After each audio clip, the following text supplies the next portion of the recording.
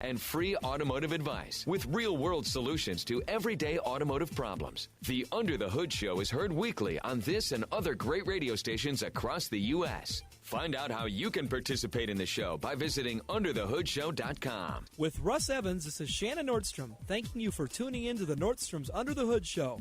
Have a great day, and remember, PTLA. The opinions heard on this program, based on the many years of experience of Russ and Shannon, are offered for entertainment value only and as a guide to your repair needs. No claim to repair or cause is given or implied. Always consult with your own certified technician and follow all safety procedures before attempting any repair. To be a part of the show, call 866-594-4150. Under the Hood is produced by Prairie House Productions. All content is the property of Nordstrom's Automotive Incorporated and may not be used without our permission. Copyright Nordstrom's Automotive, Inc. Now, let's go under the hood with the Nordstrom's Motor Medics. Welcome to the Under the Hood Show. We are glad to have you with us. Russ Evans is here to answer your automotive questions. Thanks for joining us under the hood. Shannon Nordstrom is here to do the same. Welcome, hoodies. Thanks for tuning in so we can help you tune up. I'm Chris Carter here to answer your calls at 866-594-4150. You did it. I did it. When every other show is saying, oh. Yeah, we're not gonna. 866-594-4150. That's the number to reach us. What has caught your attention in the automotive world? Well, we'll come back and do some more later, but we'll just give you a couple minutes now. And yesterday, we had a EV, electric vehicle, safety training for first responders. I came over and joined for just about 15 minutes, but I tell you what, I got more in 15 minutes than I could digest. I probably got 3 or 4 hours of talking points out of just what I heard in that short period. And there was close to 8 hours yesterday of that, Shannon? Yeah, we had a morning session of classroom time, and then they were doing hands-on stuff with towers and fire and rescue for the rest of the afternoon. So it was a very busy day of training, and we hosted the event, and it was put on by the South Dakota Professional Towing Association, and they invited in trainers from Ohio. And so we had ESA, which is Energy Security Agency, which they've started as a company out of Ohio, and it's a group of firemen that have taken a very distinct and particular interest in the challenge, I'll just say it that way, of events involving the electric vehicles. Okay. And so they've also started a hotline, a 24-hour hotline that towers, firemen can call when there is an event involving an electric vehicle, and they'll help them risk assessment, make sure that they're making the right decisions as quickly as they can. They want to get them that information. And so then also involved was ERSCA, which is the Emergency Road Service Association of America Coalition. And that involves people that are in the towing industry, that are out on the road helping people when they're crashed, broke down, and need recovery. And so these were people that the trainer for that group that came down, Nick Webb, he was from Anchorage, Alaska, and came down. And so we had some really top-notch people here that have been doing this type of thing and really focusing on it. And, yeah, like Russ said, it was just to pardon the pun, it was like drinking from a fire hose, the amount of information that they were giving people.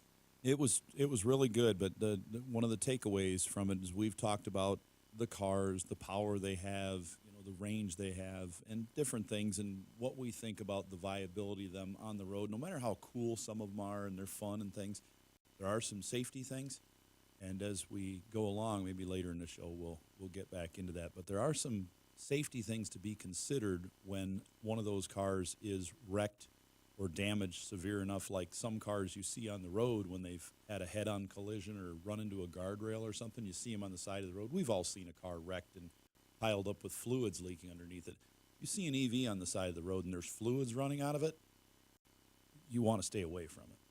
So there's some pretty serious stuff. It's just a different way you've got to learn, but it's something that all of us as mechanics and things need to be aware of and know what to touch, what not to touch, things like that. 866-594-4150. Let's talk to Aaron. You're on the Under the Hood Show. Aaron, what can we do for you?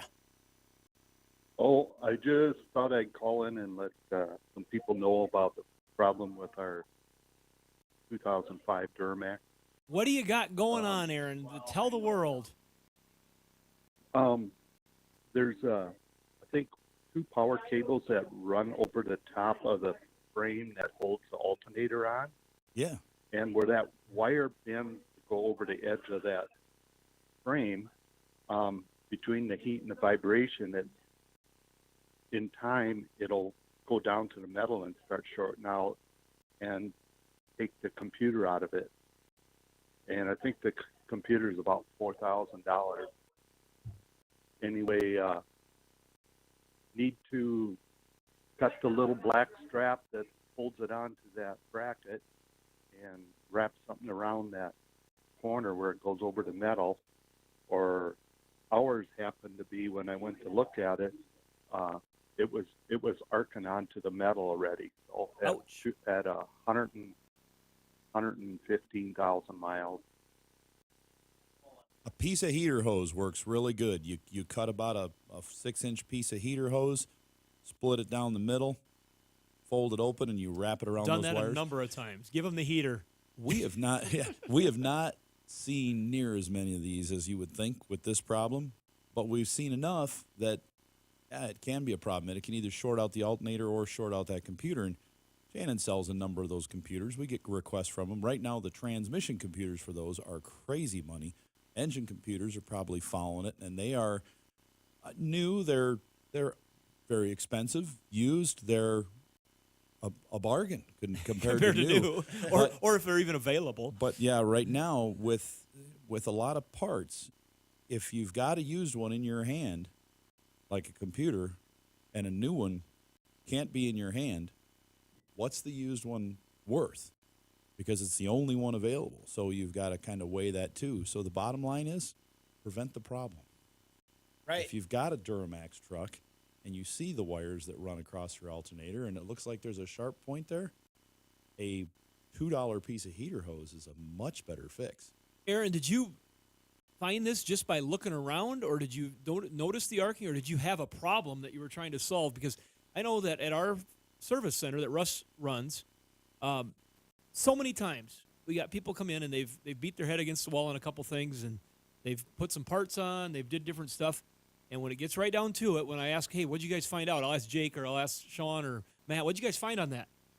Oh yeah, we found a piece of wiring that was shorted out. We found some wiring in the harness that was corroded. We found some wiring that somebody had put an adapter on and it didn't get crimped properly. We found you find wiring. You find a wiring problem more often than not. So did you find this by just looking around, or were you having a problem? No, I happened to be in the right spot at the right time, and somebody was talking about it, so I went home and checked ours, and sure as heck, it was already arcing onto that metal. And I believe that metal, where it arcs, is actually rounded a little bit, but it gradually just, between the heat and the vibration, it went down to the wires. Well, I'm glad that you found that before you had a problem, because there are some situations where if it's a main power cable, that arcing could lead to enough of a spark to start something on fire even. So you'd never want that to happen, where you have a hot power going to a direct ground. That's just not something you ever want. So. And I know Russ, the other thing that he's ran across on these trucks, and I don't know if it's this year or not, but similar thing with the way they ran the fuel lines, that they would, is it the age, or is it a routing problem? Routing and heat over age, over the transfer case, they warm up and they start to collapse. So a system like the Air Dog pushing a little bit of pressure instead of a vacuum. But that's another thing when you talk about routing on a Duramax that we've run across quite often is the routing of the fuel lines. So if you ever have any problems where that thing starts not running quite right, you might consider, like I said, an Air Dog or a fuel improver. It just improves the fuel flow on those trucks, helps a bunch sometimes as they get older. So thanks for calling, Aaron. Aaron, thanks very much for the call. 866-594-4150. You're listening to the Under the Hood Show.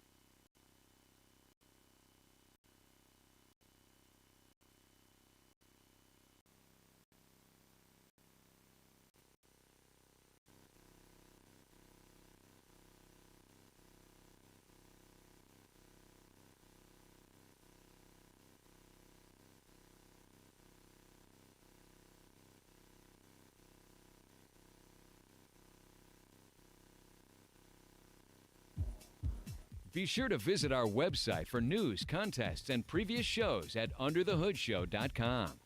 Welcome back, everybody. It's time to get back under the hood with the Motor Medics. 866-594-4150. That's the number to reach us here at the Under the Hood Show. Let's talk to David. You're on the Under the Hood Show. David, what can we do for you? Yeah, I have a 90 Chevy half-ton, two-wheel drive. I've put a 383 stroker in it, had the tranny rebuilt. Now I'm ready to do a salvage yard swap on a rear end to upgrade the gears and possibly get disc brakes. And I was wondering what I might look at. Great question.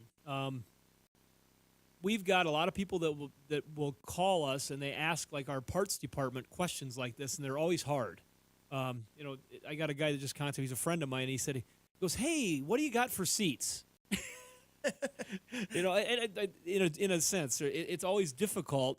And so what we usually find is that when people have got a particular thing they're trying to do, with the internet the way it is now, you get into those communities on whether it be CK Body Series or Square Bodies is the older style, of course. But boy, the amount of people that are out there that have got some very specific knowledge to say, "Hey, I saw this car at a car show. I talked to the guy.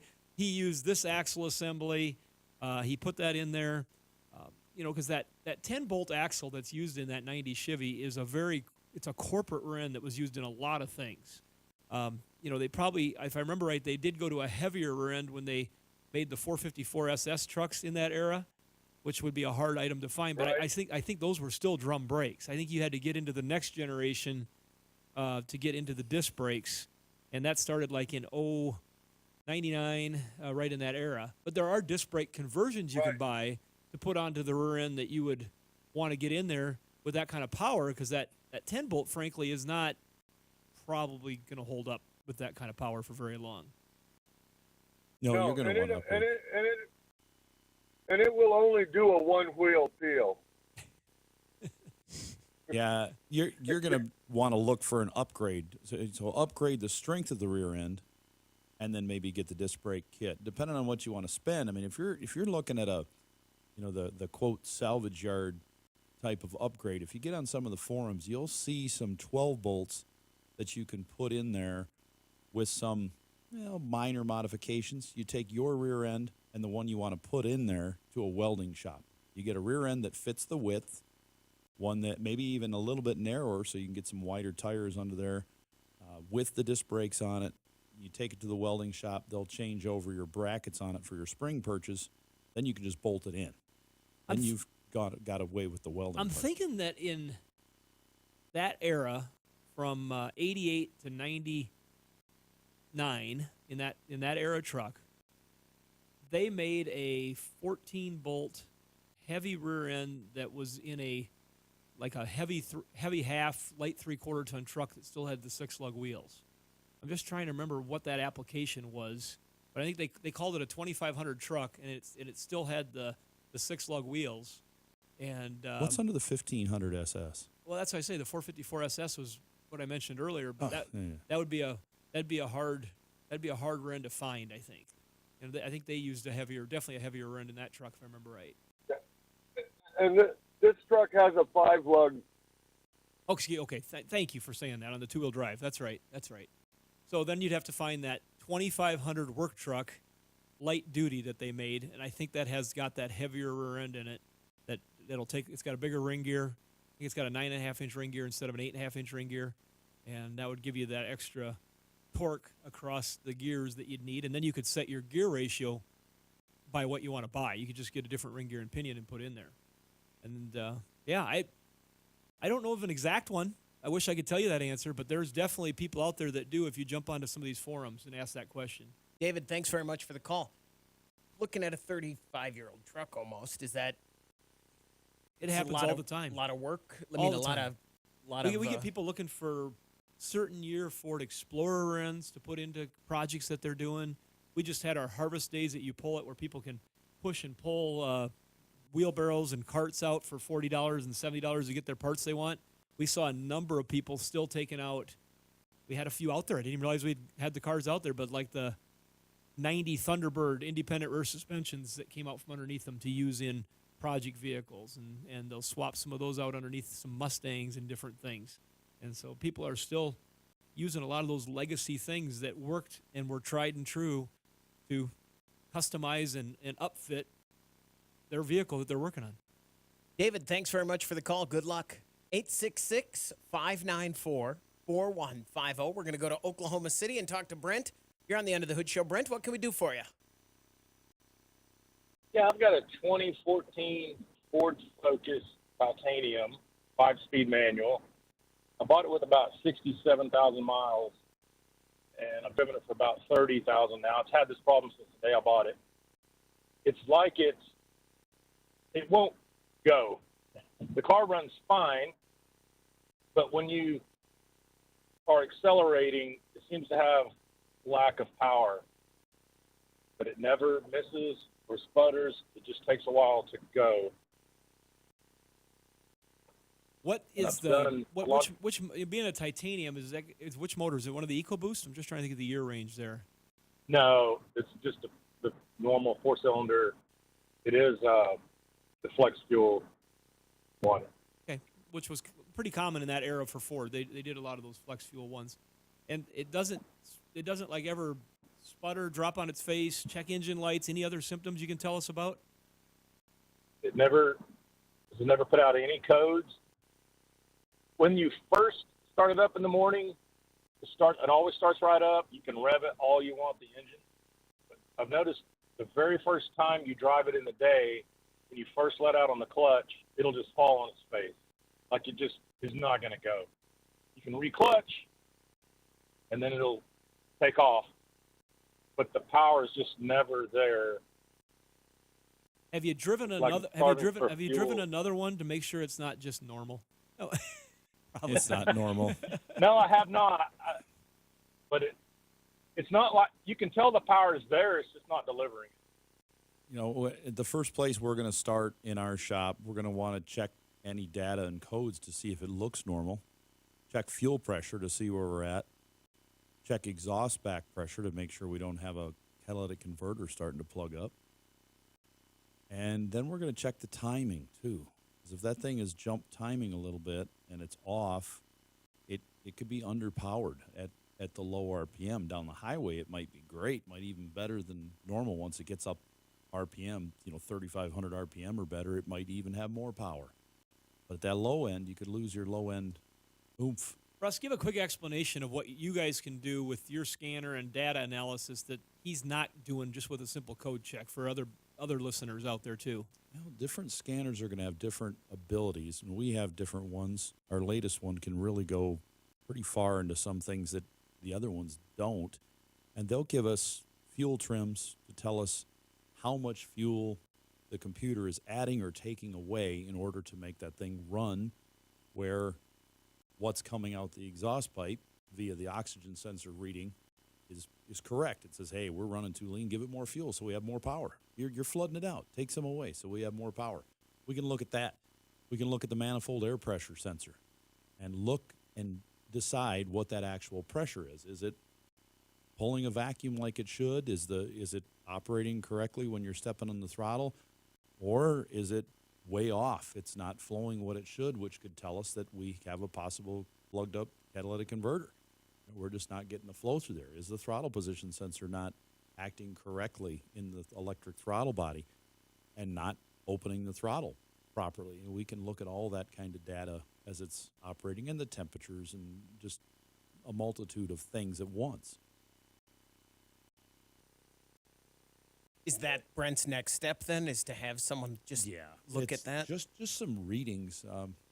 If you know somebody that's got a scanner like that can do some readings, just an evaluation sometimes can be worth its weight in the cash right there without even taking anything apart, just reading what the data says and interpreting that. So bottom line, Brent, is somebody's got to focus on the data. Got to focus on the focus. Yeah, they do. I get it. So Yeah, that's a good one. it was not. It was weak. Does that help you out there, Brent? Yeah, because I've changed several parts fuel related, and it's made zero difference. Yeah. Stop spending money on parts and spend $150 for somebody that's skilled. $100. How do I find that person if it's not Russ? Ask at your local parts store. Okay. Who's a good person for data analysis. Yeah. Not just checking codes. I mean, seriously, you go to the parts store. Great people. They've got the code scanners right there to tell you the general information if something's saying, okay, this system is obviously reporting a problem. But if you really want to analyze what's happening, as Russ described, it's going to take a little more of a doctor. And they'll be able to. Someone will have that. Will know who can do that. Oh yeah, it's not. This is not an uncommon thing. It's just an uncommon thing for people to go in and just say. It's like us guys. We should more often go in and say, you know what? It's time for my annual checkup. Mm-hmm. But we don't always do it. No, we don't. We're stubborn.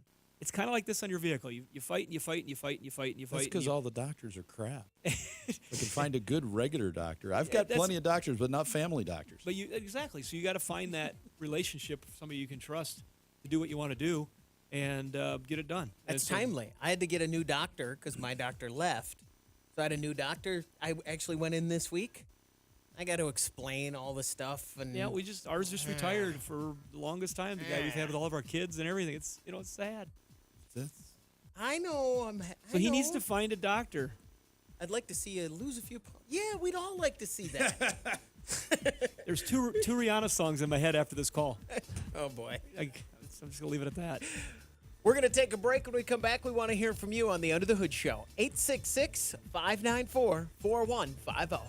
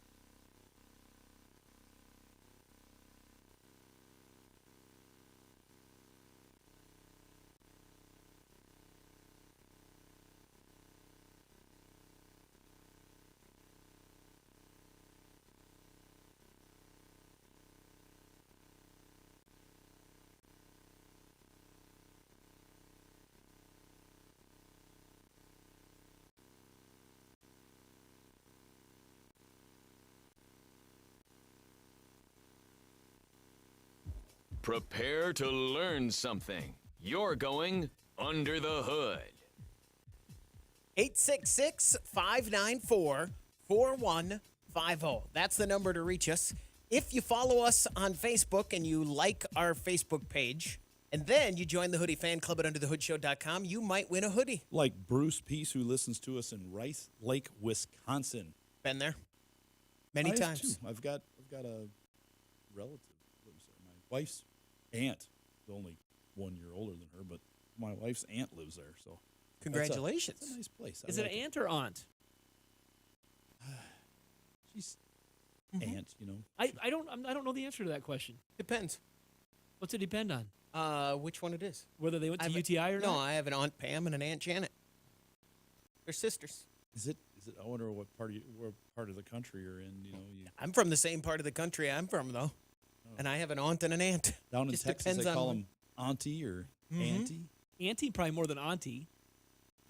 I don't know why I started this, but Must be like the 4150 or 4150. things that make you go, That's right. All right, so I totally interrupted So our friends some over things at- we're supposed to talk about with United Technical Institute. Universal. Universal. There may be United, but they're not as good. You're a disaster today. Take me off the air. Okay, just turn it. Click. All right, we pushed it right in the center. We're done. Universal Technical Institute. They are. If you want to be a mechanic, or if you want to learn more, maybe you're just a crappy mechanic and you want to learn more. You've just been doing it a year or so, and you're like, I'm just no good. I can't throw the ball. You know, what am I going to do? I'm never going to get a touchdown. Check out Universal Technical Institute, and they can take you from blah to, almost overnight.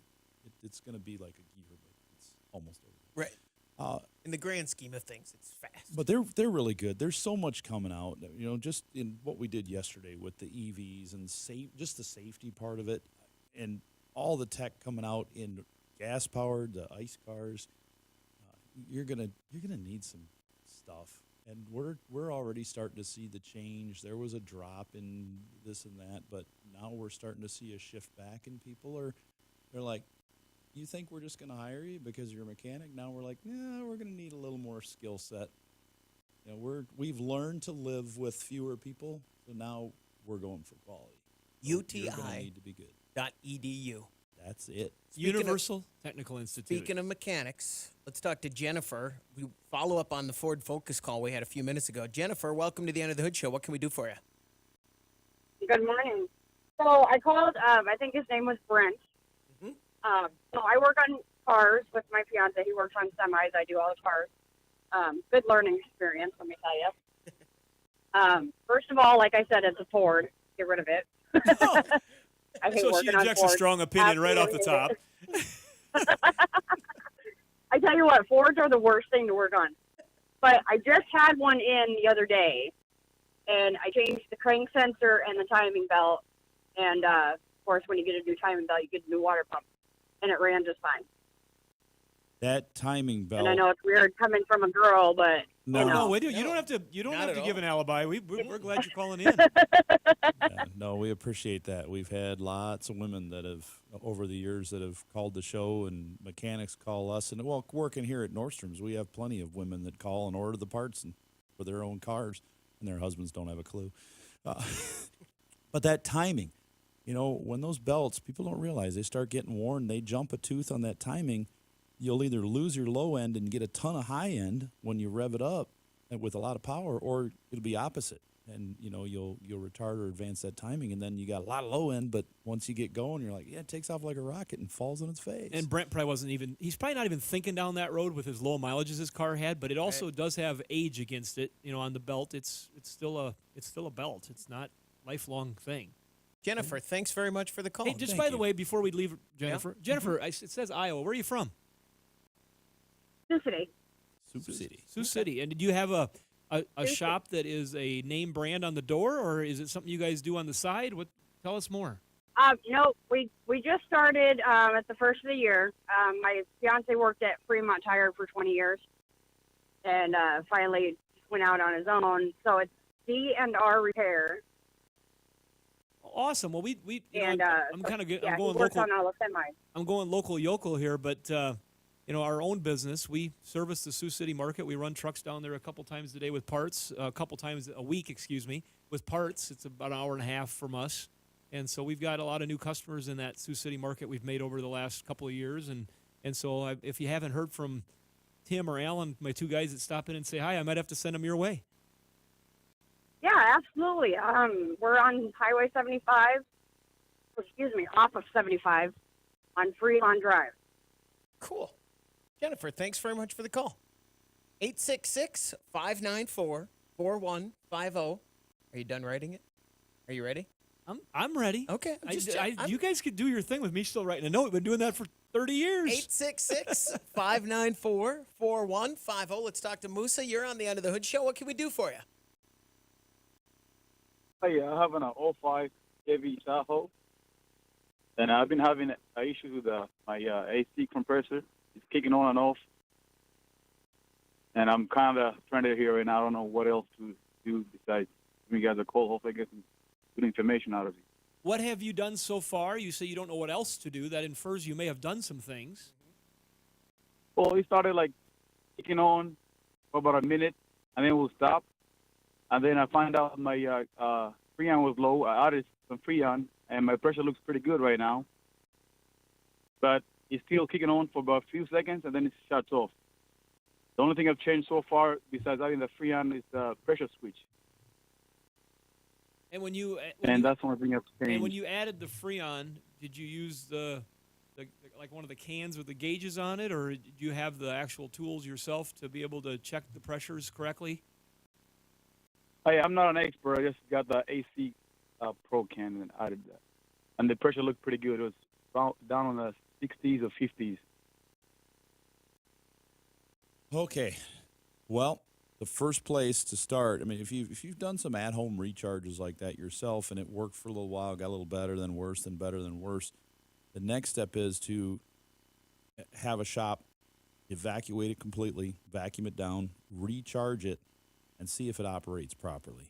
To make sure they get all the air purged out of the system. And if it does operate properly, now we got to check for a leak.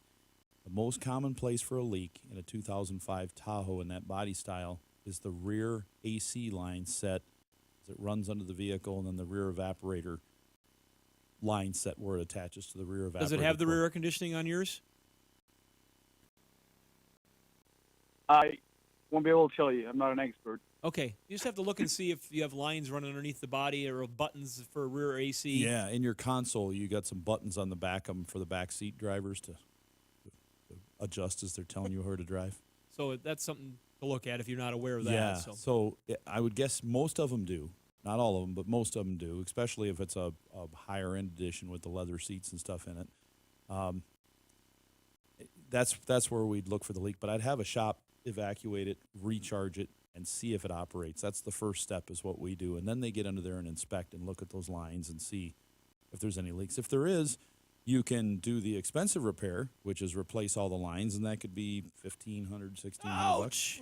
Or you could do a cheaper repair, and if you don't have a lot of people riding in the back all the time, it'll be fine with just the front operating, and you can do a block-off kit, which is a, $300-400 bucks installed as compared to running the back. But lately it seems like a clothespin on it and crank basically, it down. That's basically what you're doing. It's a fancy clothespin. I guess. You've got to evacuate it, Oh, yeah. and you got to unbolt the line. You got to bolt the caps on it, then you got to recharge it. So the caps, maybe $35-40 bucks.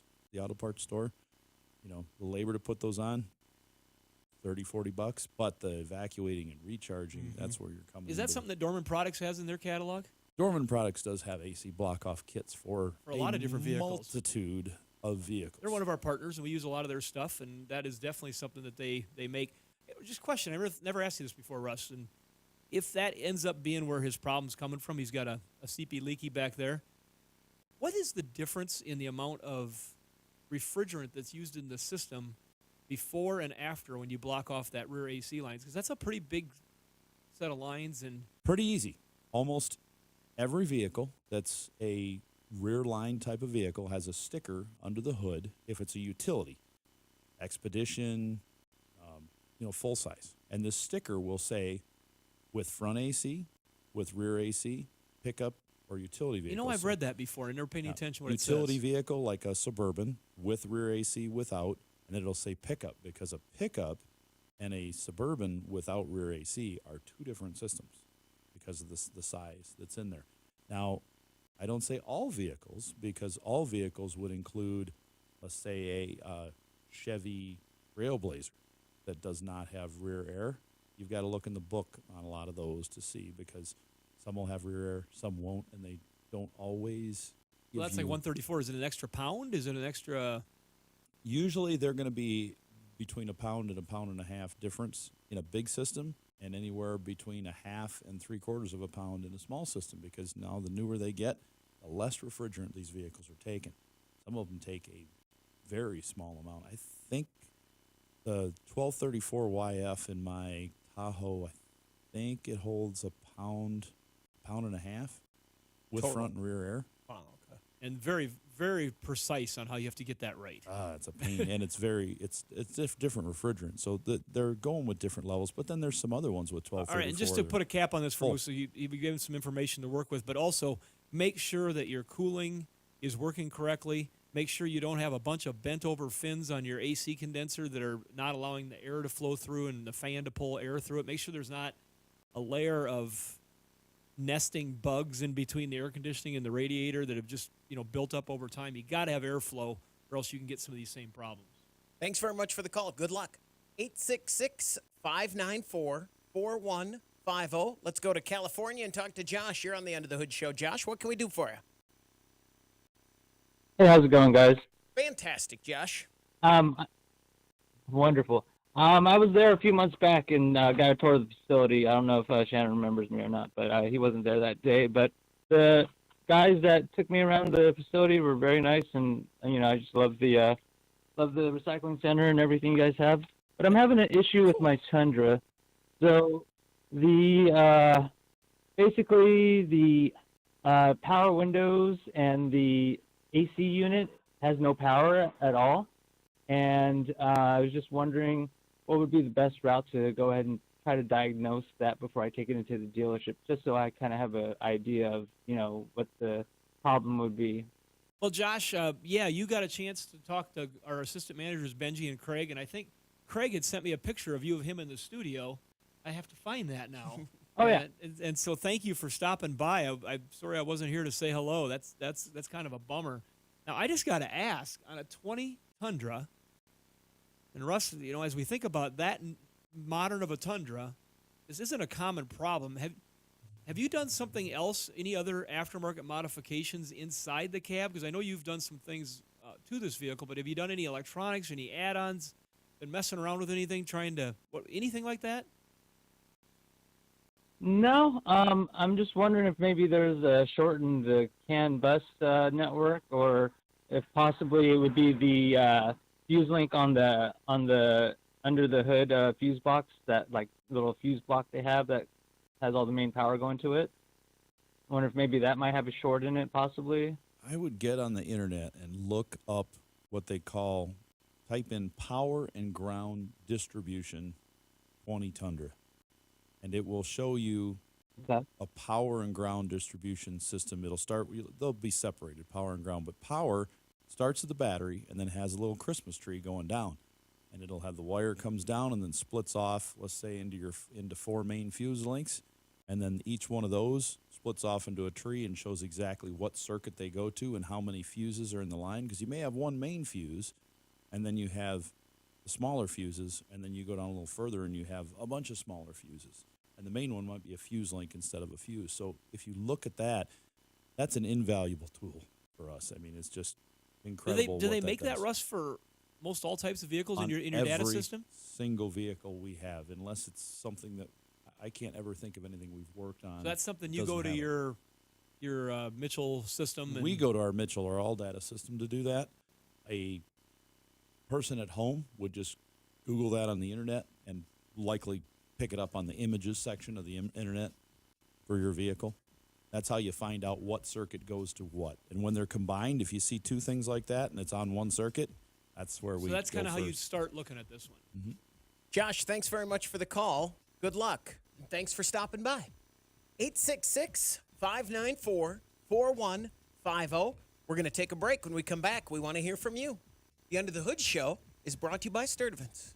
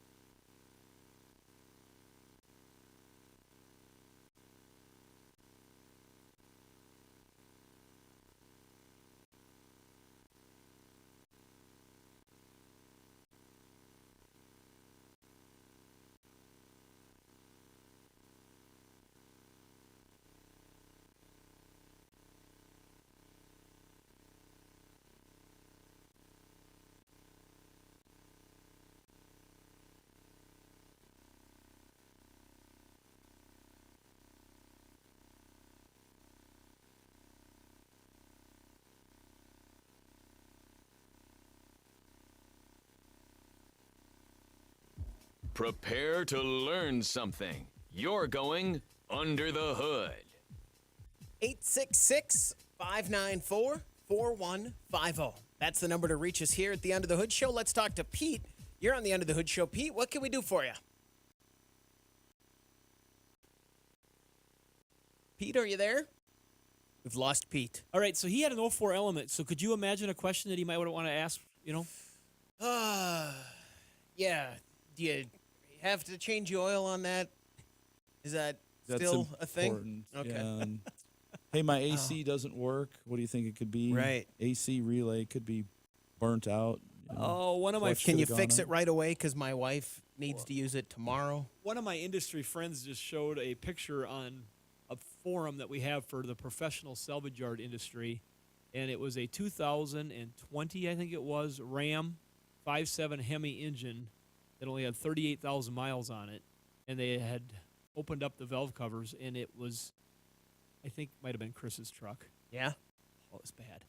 Either they weren't using the zero weight oil, or maybe it was the original break-in oil that never got changed, or something. That whole thing was just like really, really gross, slimy, black. Needed some Justice Brothers engine oil system cleaner. Non-flowing jelly. It was so bad.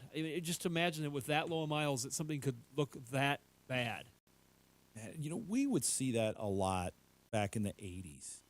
An old 350, 283, Ford. I remember tearing them apart. My dad would make me tear the engines apart. Yeah, you'd pull the valve covers off and you're like, this is disgusting. People didn't change the oil. That came from people who were changing the oil like every 3,000 or 4,000 miles on these old cars. With less oil technology. Right, and they didn't heat up like the new ones do. they were running 190 degrees. They just weren't getting hot like these new ones. Now they run them hotter, so it burns a lot more of that stuff out. Emissions controls keep them a lot cleaner inside. I remember when I used to tear the cores apart, then you'd always have your resident experts that would come in and they'd say, "Oh, that must have been a X brand oil engine," or "Oh, that must have been an X brand oil engine." Right. And they all. How about, and I they hear the didn't same change thing it? from different people. And as a young person, I'm probably 14 years old, 12 years old. I'm like, who's telling me the truth here? Or is any of this true? 866-594-4150. Let's go to Michigan and talk to George. You're on the End of the Hood Show. George, what can we do for you? Yeah, I have a Honda 10 Odyssey, and there's some kind of a short or something in the electrical system. If I shut it off and leave it for 3 days, the battery's dead. Yeah, so I've been taking the ground cable off when I park it for over 24 hours. The dealer said it might be $400 or $500 to try to troubleshoot the different relays and find out where that open is or short or whatever you call it. It slowly drains. You got any ideas on how I might unplug the different relays and things, empty the fuse compartment and put them back in one at a time and check that out to find that? He sounds like he's got a good idea what he needs to do. Yeah. Well, you need to start by opening all the doors. Start with a healthy battery. Make sure you got a healthy battery. Number one. Yeah. If the battery's no good, it's going to go dead while you're trying to do this test. But brand new battery, open all the doors, lock all the latches completely on all these doors so that your lights go off inside. Make sure you see them go out. The minivan, it's got about 100 of them. And then you're going to want to get a volt amp meter that they're not that expensive. You want one that will stay on a while because some of them time out after like 3 or 4 minutes. You want one that's going to have the ability to stay on like a half hour or longer or permanently on. And you will connect that in line between the battery. You can get on Amazon and things and get this little disconnect that hooks up to the battery, and it's made for this purpose. It'll have a fuse in it that you can remove for testing. So you put it in there, you hook one end of each end of your probes on your meter to this, one to the cable, one to the terminal, and then you pull the fuse out or pull the little switch out, open it so that there's power applied to the vehicle. You let it sit a half hour so everything goes to sleep, and then you pull that fuse out so you don't get a huge amp load. If you get a 30 amp load on your meter, you're going to blow it. So you want to look for smaller amps. So then you pull this thing out, and you can find these same instructions on the internet. You'll need to do that in detail. But then you watch it. And let's say you have 2 amps. That's going to kill your battery overnight for sure. So at this point, you got all your doors open because you can't open a door, can't turn the headlights on. You're going to blow the meter. Yep. So now you can start pulling fuses one at a time out of your fuse box until you see the drain go away. Now, I would suggest starting with the small fuses and work your way up, because if you started a big one, chances are that it powers 2 or 3 or 4 other circuits that have fuses of their own, so you won't know which one it is. So if you start with the small ones, both in the cabin and under the hood, you'll isolate those circuits. We'd pull the radio one first, all its backup power and switch power, because the radios with the CD players in them, that's still old enough to have a CD or DVD. That mechanism can jam and cause a drain. Start with that. Look at lights inside, any lights, glove box, consoles, all those kind of things second. And then we would probably disconnect the alternator.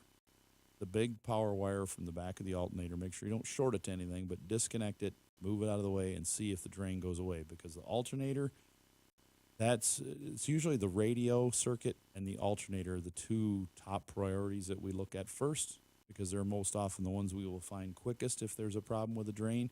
After that, it could be anything. Any one module could have some shorts in it. Hope that helps you out there, George. The cost is, they might get it on the first try, and it might not cost that much, right? But at the minimum, to set this up and check it, you can expect to pay probably $200. And then a couple more hours go by, that's $400 or $500 total. You're saying at the shop. Yeah. Right. Now, if he's got the knowledge and the will and the skill, he could buy a meter and the little device to do it. You could do it with a pair of vice grips too, and a wire. But if you wanted to do it an easy way, you know what I got out of this call? That on Amazon, $60. You can order a disconnect like that easy. Yeah. Oh yeah. I mean, it's just I never thought of that. You're ordering a battery disconnect. They look like the Yeah. little Frankenstein. It little makes switch total thing. sense. I just put one end of the meter on each side of the disconnect, flip the disconnect open, boom, you're good to go. And then that way you don't have that. So that's how he can start his analysis. Yeah. Right there. That's step. Yep. That's step one. You could probably buy the meter and the switch together for $50, maybe. That's better than 600. And then you'd have it in your garage. And you have that meter. You use a meter for so many things. And you unless can you don't. pretend you're creating life. I mean, you can click. Throw the It's switch, honey. alive. That'll do it for this hour of the Under the Hood Show. Hour 2 is coming up. We would love to have you join us. 866-594-4150. You're listening to the Under the Hood Show, brought to you by Sturdivant's.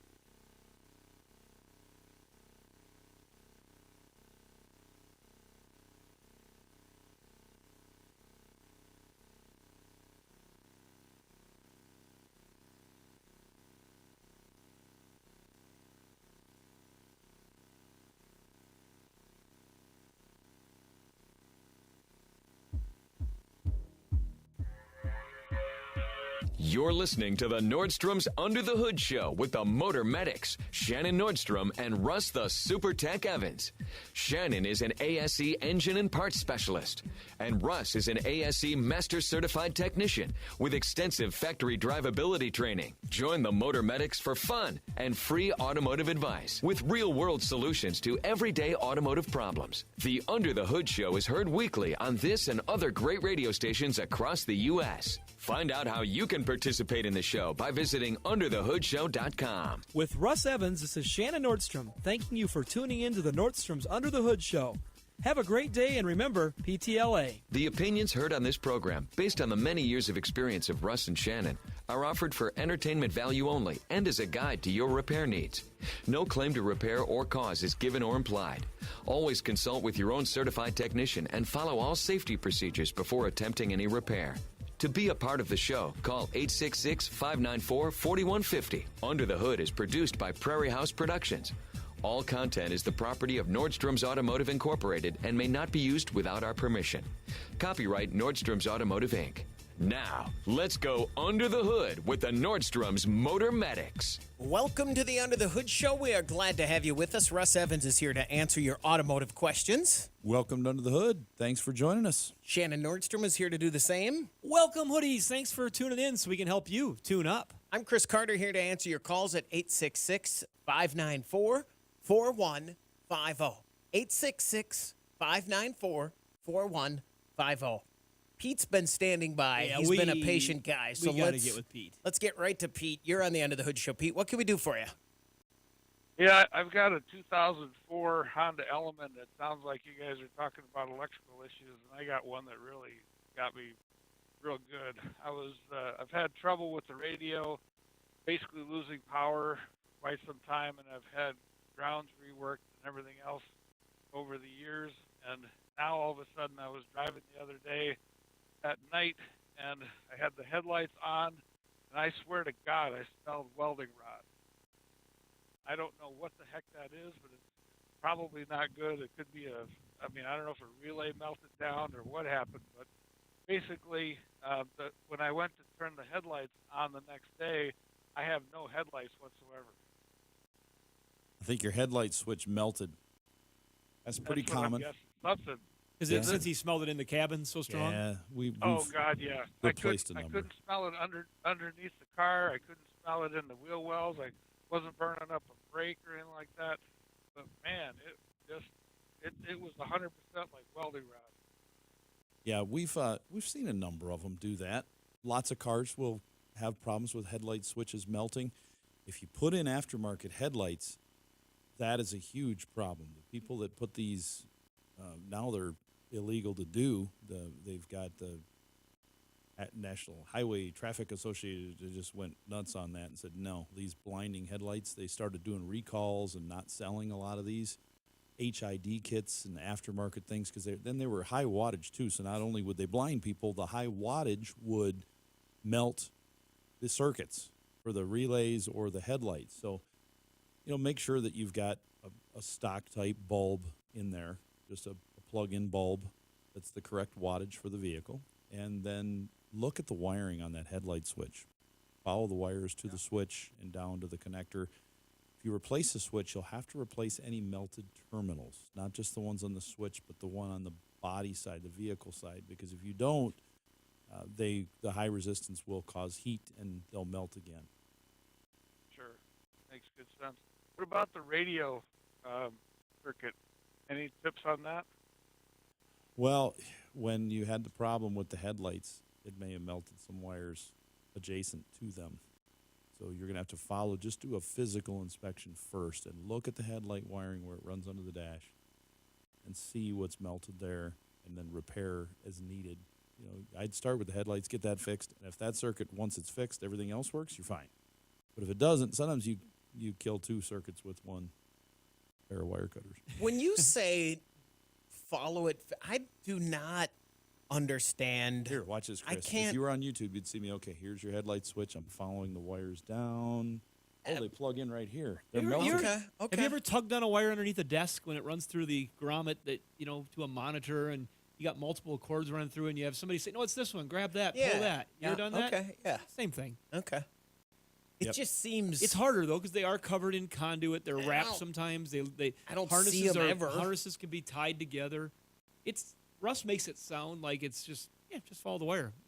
It's a little more right, than that. and it goes under the thing where my chubby little hands You can't gotta reach, roll and around my and short contort. little arms. Just follow the wire, and it's just like following the one RCA cord that was on your HDMI cable on the back of your TV, trying to follow it through all your stuff down to the other end. Yep. It's like that. You'll find it. If it's in the wall, it's like following the cables to these cameras in here. It's not like following at my house. At my house, it's plugged into the back, and then it's plugged into the DVD player or whatever. I can see it. But in my car, You I can don't see even it all. I I don't got a even know there's a trained rat. wire. We could use my trained rat. I could lend it out to you because that's what I Oh, use yeah. here. I just drop him in the hole, and he. I want to make sure we didn't misunderstand something with Pete, and then we got to roll on to the next call. But Pete, you had a radio problem earlier, or did the radio problem come? He's gone again. Pete's gone again? Yeah. Oh, I just want to make sure we got that right for him. It sounded like the radio problem started first. Yeah. But it could have still been the same. He could have thing. had that switch starting to melt down, and like the lighting wire that goes to the radio could have been combined. It could have been shortened back through there. I think he's got to get to that main problem where now he all of a sudden has a burnt end. Right, right. And the smelling it in the car means it probably happened. It means it's 2 lucky feet, he didn't burn up. 2 feet from him instead of down under the car somewhere. Yep. All right. I'm gonna come back to that lighting thing later. I got a rant. Oh, okay. Oh, good. 866-594-4150. Let's talk to Harry. You're on the Under the Hood Show. Harry, what can we do for you? Hi.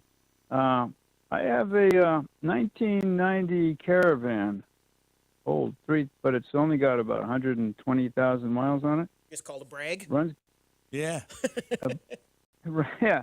Yeah. Well, I got it from a family. The dad had it when he's retired, and so it's great shape. It runs great. I just have one problem now, and that is it has a bunch of it sets the check engine codes, and it's got a bunch of old codes which they were some pre-existing when I got the car had been fixed, and some I fixed. Just common things like disconnect the battery. The battery was disconnected, and or a bad battery, or a relay, which I fixed, and I can't get anyone to turn the codes off. I've been to O'Reilly's several times, different O'Reilly's, and then I finally went to a dealer locally, and he said he shut them off, and then I hit the road after he left and came back. So I'd like to get them shut off, and I don't know. So Russ, and I checked, does anybody still call these have they ever called them a square body Caravan when they were that era? Not that I can remember. Because they got the square front end compared to like 91, they rounded them. Yeah.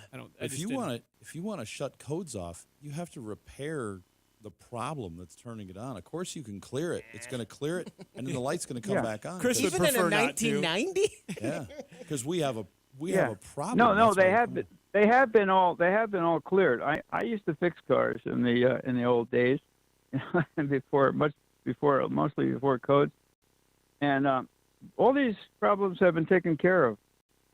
I mean, even the routine one, like the one that says your battery was disconnected.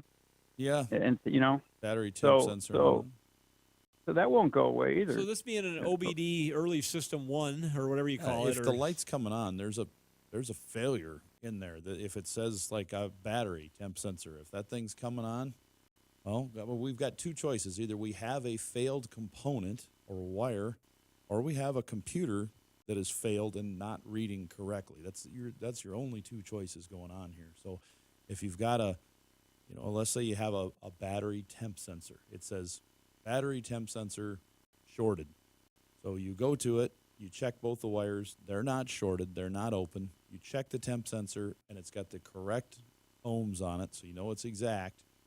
Then you know the computer's lying to you, and it needs to be replaced because you've checked the circuit.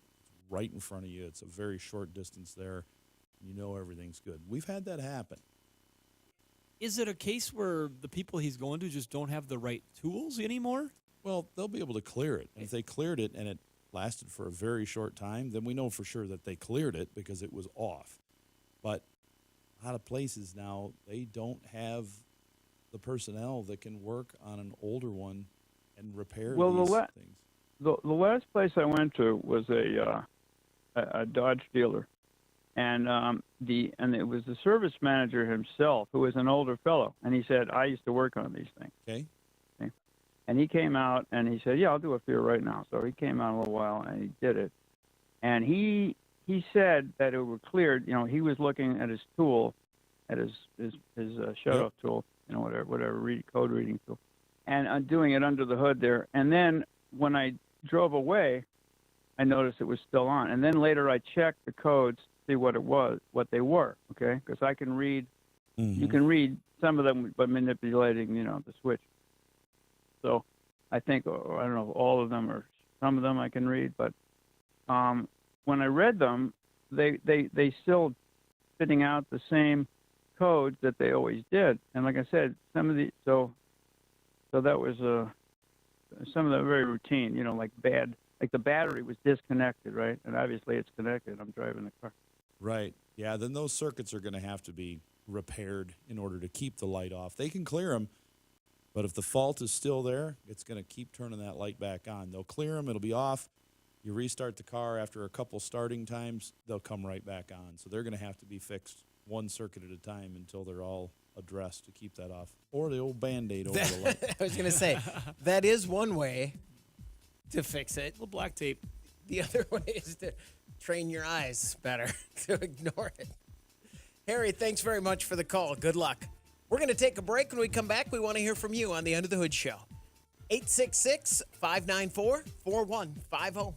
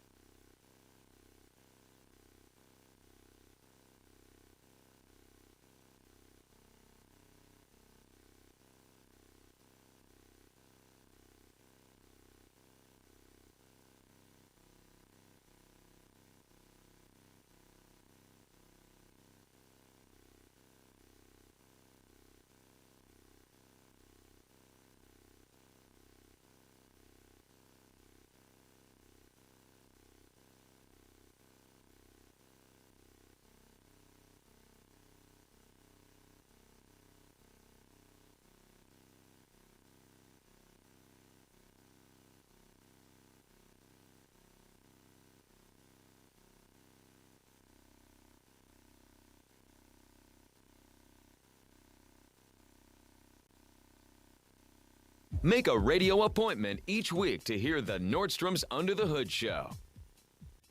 866-594-4150. That's the number to reach us here at the Under the Hood Show. Let's go to Louisiana and talk to Frank. You're on the Under the Hood Show. Frank, what can we do for you? Yeah, I got a 2000 Chevrolet Silverado 1500 with a V8. It's got about 160,000 miles on it. I've had it for about 14, 15 years. I put about $3K on it a year, very little. I live out in the wilderness. I've basically had not had any AC in it for a long time. I've had it looked at a few times. The two recent last times I've gone, the one guy charged it up, It held it for like a half a day. Didn't last. My buddy works on cars too. Put the apparatus on it, put cans of Freon in it, and wouldn't hold it. Lasted for about 20 minutes.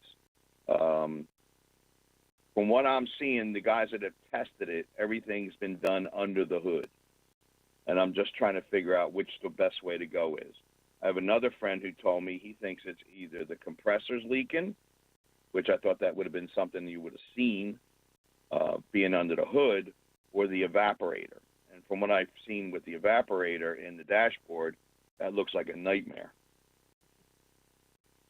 Have any of them ever, when they charged it, put a dye in there to use a black light, basically, to look for leaks? I would probably say no, because I know the guy that just had it, they were Chevelles. He had a pressure test on it for a good period of time. I let him keep it for the day. And my friend, he just put Freon in it and watched the gauges on both the low and the high side. So,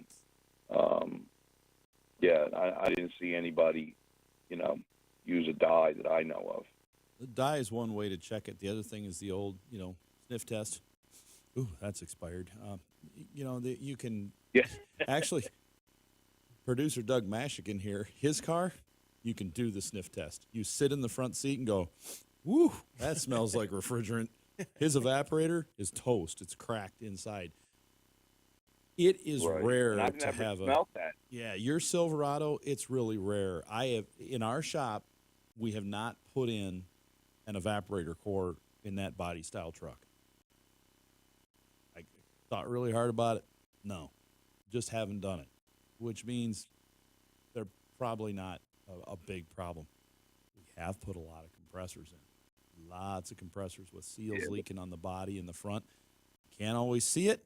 Right. But if it's leaking out fairly quickly, the dye may not come out because the dye is going to settle to the bottom of lines and compressors with refrigerant oil, not to the top. So if the leak is on top, you'll need a sniffer. So you recharge it. You don't start the system up. You just recharge it so it's full of gas. You start it, it's going to coat everything with oil and keep the leaks from showing. So we just recharge it, and then we get our sniffer out with no wind or airflow in the shop. We've got to turn all the fans off, keep the doors shut, and then we just move up and down the lines very slowly with our sniffer, which will pick up some very minuscule leaks. And if it starts beeping loudly when we get to that point, we know it's out. I would concentrate on the compressor first because that is the most common place. Out the front seal, out the body of the compressor, where the lines attach. They're very, very common to leak at those locations. There's lots of other stuff to check too, but it sounds like they've already checked all the small common areas. But I would go down there to the compressor, which is located on the bottom of the engine in the front. It's kind of hard to get down. Bottom passenger side. What? There's a thing that you beep. So there's a box. Holy moly! There's a box about this big, and it's got a little wand on it, and it goes beep. No wonder. And when we get close, it goes beep, beep, It's like beep, a beep, Geiger beep, counter. How much does this Geiger counter cost? The good ones we have are like $400. No wonder everything costs Really so nice much. One of my car breaks. Makes sense. We're going to have to use that sniffer on the Trans Am. It already went dead, so something's leaking bigger than last year. Frank, does that help you out there? Kind of the evaporators. Yeah, because the only thing is that I didn't want to go. I looked at some videos when I was talking to the mechanic the other day. I went home and started looking at the evaporator replacement. And this one guy took apart a dashboard. I thought, oh, my God, I may as well just rebuild the car. And then another guy, of course, I'd heard about people going in there with saws and cutting the bottom to get to it. And I'm like, I don't want to truck. Yeah, you're not getting the evaporator out that way. The door, yeah, when that breaks. But taking that dash out is not near the problem. I think for you to take the dash out yourself at home on that Silverado would be about equal to the trouble that I have taking the dash out of the Prius in my shop. I'm going, ugh, that's a nightmare, where the truck is a dream. And for you, you're looking at the truck going, I don't know about this dash, and I wish it was me working on that. That truck is not near as bad as you think. If you follow a YouTube video, you'll go, oh, yeah, it wasn't too bad. But like I said, I don't think it's an Yeah, evaporator. my advice, Frank, is don't waste any more time watching scary videos about taking evaporators out, We're and really spend a not little more selling time looking for either. where the leak is coming from. And you're probably not taking an evaporator out, so just quit looking at that. Frank, thanks very much for the call. Good luck. That's good. That's a good call. Relax. We a do little on that in Yeah. life. We go to the end of the problem and look at the worst scenario, Uh-huh. and we get captivated by the worst part of the problem. And then Absolutely. and then you find out you don't have that problem. You're like, gosh, that was a lot of wasted energy. Uh-huh. Trying to get better at that. 866-594-4150. Go to Virginia and talk to Gary. You're on the Under the Hood Show. Gary, what can we do for you? Hello, good to talk to you guys. You too. I have a '94 GMC pickup truck, and got in it one morning. It would turn over fast, but not fire up. So, talking to a friend of mine who was a mechanic, we decided we needed to change the distributor out. So I pulled the distributor out, put a new one in. It cranked up immediately. I was surprised at how fast it cranked up, actually. But anyway, it cranks up and runs. My problem, when I first crank it up for about 30 seconds, the tachometer is jumping all over the place. It's running rough. And after about 30 seconds to a minute, it smooths out and runs smooth as silk. And you have put a new distributor in it? Yes. I think you might need another distributor in it. Oh, no, don't tell him that. Or you've got a coil that is a coil that's shorted on this thing. Like I said, it's just jumping and running rough for about 30 seconds. And I don't do anything. I don't give it any gas. It just smooths out. And after that, it goes down the road just as smooth as can be. Well,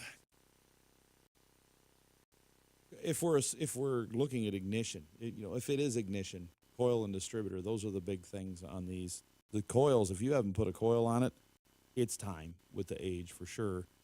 Got a new distributor in it. You got to check fuel pressure too and see what the fuel pressure is. This is still going to be low pressure with a throttle body on it. You're going to have to find out, do I have the 9 to 14 pounds of pressure like I should? If you don't, it'll run bad until it pressurizes, and then it'll smooth out. So it could be a fuel thing. If you fire it up and it's running bad, and while it's running bad, you give it a little quick shot of starting fluid with the air cleaner lid off there, and if it smooths out real quick, it's fuel. It's not electrical. But if it dies or doesn't smooth out, then it's electric. Then we're talking electrical. But when it smooths out, that's a great way to find out what's going on. The other thing that could cause that, does it start good if it's really cold? Been sitting overnight, does it do the same thing, or does it start and run good? Same thing. Same thing. Okay, then we're not thinking about fuel pressure regulator and loading up with fuel because it's cold, and they'll start better when that happens. So, take the lid off it, get some starting fluid, and then have somebody start it up for you. And when it starts running bad, just give it a little quick little shot. And if it smooths right out, that's fuel. If it doesn't smooth out or if it just dies, then we're looking at electrical. But if you have not put a coil on it, I would do that just for a maintenance item because they're pretty cheap and they fail. And be safe about doing that. Keep your face away. Keep your arm in there and keep the face looking the other way, just in case something backfires. Gary, thanks very much for the call. Good luck. 866-594-4150. We're going to take a break. When we come back, we want to hear from you on the Under the Hood Show.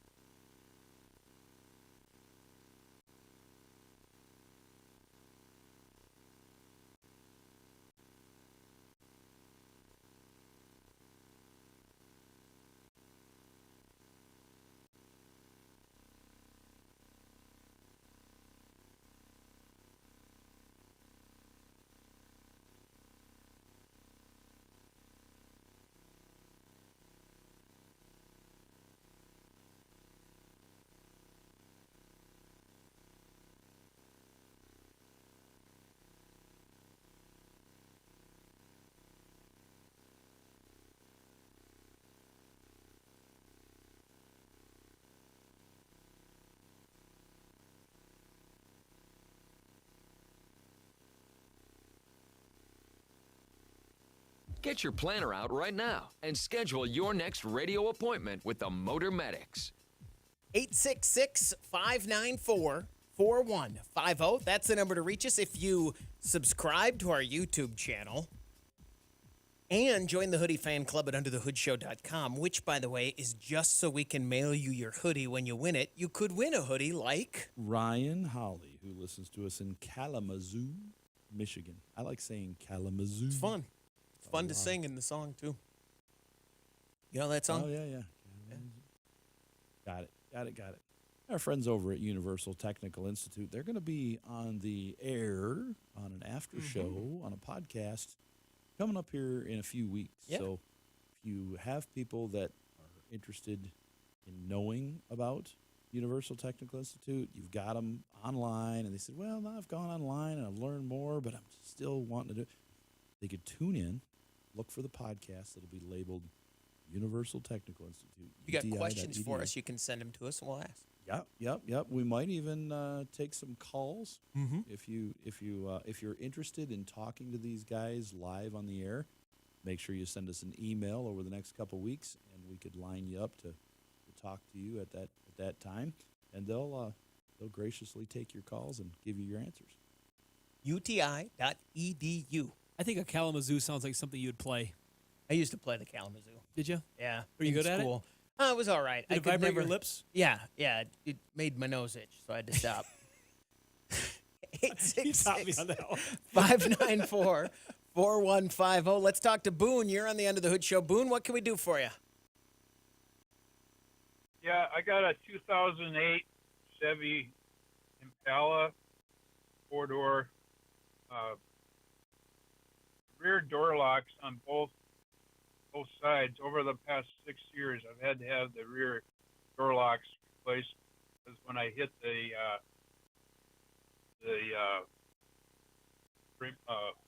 keypad thing, sometimes it unlocks, sometimes it doesn't. And I've had them replaced. I think both of them replaced twice in the last 6-7 years. Is that a common thing with that year Chevy? My mechanic has told me that it is kind of common with that year Impala, but I don't know what could be causing it, because it's about $100 a whack every time they replace it. So I'm just wondering if there's something I can do to kind of aid it along, make them last longer. I haven't replaced one now in probably 2 years, but it's one of them on the rear passenger side is it works once in a while, and it works, depends on the day. I don't know if it's something in the switch on the keypad thing, or because I put new batteries in that keypad thing for the buttons, and that it seemed to make some difference, but I don't know if that's the only thing that's not strong enough signal or something. I don't know. I would almost ask that is it common for it to happen again? Almost is more, if it happens once, is it more common to happen again? Is there something going on there? Not. Do you have a lot of rear seat traffic in the car? Do a lot of people get in and out of the rear seat? No. They don't No. get used a lot. We very seldom use that a lot, just for like groceries, and we don't carry passengers very much in the rear seat at all. What about the passenger front seat? Do you have to unlock do you have to do the double unlock very often when you're approaching the car, or is it just typically the quick single unlock? Yeah, it's mostly a double push it twice. Yeah. Okay, so that should be actuating the rear doors when you do that. But there's, sometimes if you just don't actuate those things for a while, they just get stuck. They started using these integrated door latch assemblies for a number of years now. I make it sound like it just started yesterday. They've been doing it for a long time, where it's the electronics and the switch and the latching mechanism are all integrated into one component.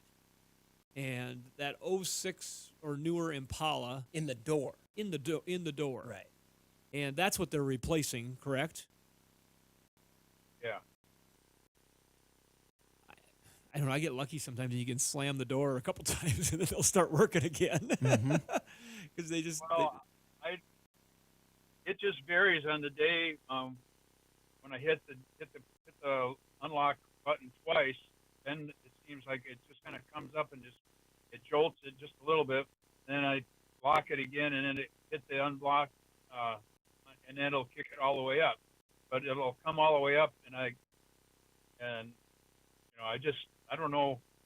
It's just one of those things. A couple years ago, it was the right rear door that was doing it, but it never had any problems with the front doors, the driver's door or the passenger side. So it's the rear door. You think it might be from not using them that much, and I don't hit the unlock as much? You think, or is it? Because I just thought about spraying some WD-40 in there and keeping the things really lubricated, but I don't know if that does it or not. That'll actually damage the latch. It's made to be left alone, dry. If you spray anything in there, it'll damage the electronics in there. But they do fail. We've seen a number of them, repeat failures on them, and sometimes people just give up. They've like, well, I'm not going to use it. I'm just going to reach in there and unlock it by hand because they fail. They don't work. We've had some customers come in with no locks working. Maybe they'll go up, one will go up, one will go down, but they won't all work in sync. And I tell them, this is what it costs to put in a door latch. And they're like, I can get by without it. Boone, does it work from inside the car with the door, with the switch on the door? Does that make any difference? Sometimes that does make the difference, yeah. But it's not, I don't notice it. I'm not in it right now. I'm driving my other car today, but I got to pay better attention to that part of it. It might work really good with the inside. Well, one thing I'm going to tell you, just if when they took that apart the first time and they fixed it and put the new latches in there, and did they use a new original equipment General Motors latch, or did they get an aftermarket one? Do you know? I have no idea where they got them. Okay. They had to order them. So. Well, a person might just double check to make sure that when they, and Russ, if I'm all wet on this, tell me, but when they put it back together, if they didn't get the cable or the line for the manual portion of it routed correctly or pinched or something like that, and you can get a restriction in the manual part, and it'll make that electronic part not operate correctly. Make it work harder. And then it'll wear them out sooner. If you got a bound up cable, yes, it will make it work harder. So that's something they're going to want to inspect if they go in there again to do this operation one more time, is to make sure all the manual pieces of it are moving the way they're supposed to and nothing is bound up, restricted, caught in the plastic slider. I mean, that one's got the metal rod that goes from the latch straight up to that little. It's hard to believe there'd be something wrong there, but you should be able to freely move it up and down by hand, but those can get bound up if they're in there crooked. So you want to just, if you can push it with one finger and unlock it with one finger very easily, it's not bound up. Boone, thanks very much for the call. Good luck with that. 866-594-4150. Let's go to North Dakota and talk to Ray. You're on the Under the Hood Show. Ray, what can we do for you? Oh, we got the American Legion post here in town. Got given a 2012 little Chevy bus. I can't remember what, I should have got more information on it, but anyway, I think it's got the 5.3 in it. And then anyway, it's when they gave it to, they had the nursing, this elderly lady bought this for the nursing home in town, and then the nursing home closed, and they gave it back to this lady, or wanted to know if she had any preference, and so they donated it to our Legion post. That's awesome. And this is, yes, and it had, it's a 2012, and when they donated this a little over a year ago, it had 2,500 miles on it. 2,500? And now it's got, and we put on I just took it up to the Chevy dealer in Minot, and had the oil change. I think we don't know for sure, but we're just about positive it still had the braking oil in it. Oh, yeah. And so, but anyway, they had a fuel treatment package there, and we noticed when we first had been setting it, it's always been shedded, but it's set so long, so we run some fuel conditioners to it, I don't know, nobody could tell me right at the desk there what that fuel conditioner package was that they recommended at the Chevy garage in Minot. And I was just wondering if, like Russ or what of you guys knew what's going on. It seems like it's got a little bit more power now than it used to have. Before Russ answers that question, I just want to make sure we're talking about the same thing. And I don't think it matters a lot. So this is like a mini bus with dual rear wheels. It's like on a van Right. chassis. I've got a It's hunch. got the dual. Yeah. I think it's not Econoline, but some kind of a Express. express. Yep. Yeah, and so it's an Express 3500 chassis.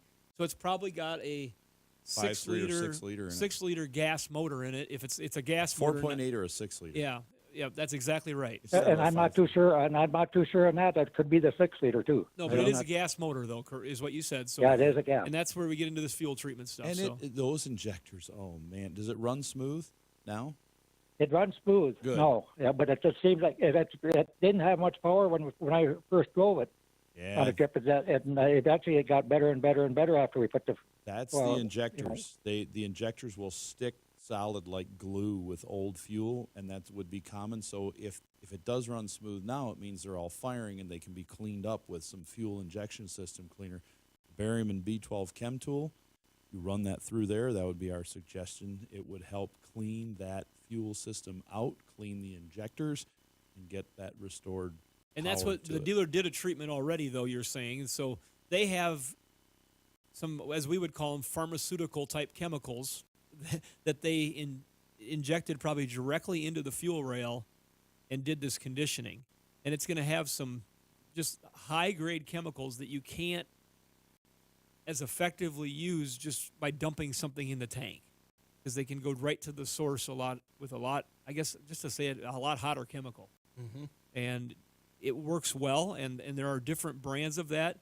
Like I said, we've got a lot of partners we've used over the years, and what they're using is something that you just can't dump in the tank and make it work. Right. It's just a stronger chemical. That's the best way to put it. And then they got some detergents in there that will do the cleaning, and different chemical packages that work together to cut down that varnish and free things up. Like Russ said, you could have had a stuck injector. We see this happen on engines sitting on the shelf after we've dismantled them. Very common. But then there's also conditioners for future to help that stuff just keep moving and keep free. So in your situation, I think they prescribe something very good, and you're feeling the results of it. That's very good. And I think the fact that you find people at that Legion up there got this donated to you is very good. That's Absolutely, awesome. yeah. Ray, thanks very much for the call. Good luck. 866-594-4150. We're going to take a break. When we come back, we want to hear from you on the Under the Hood Show.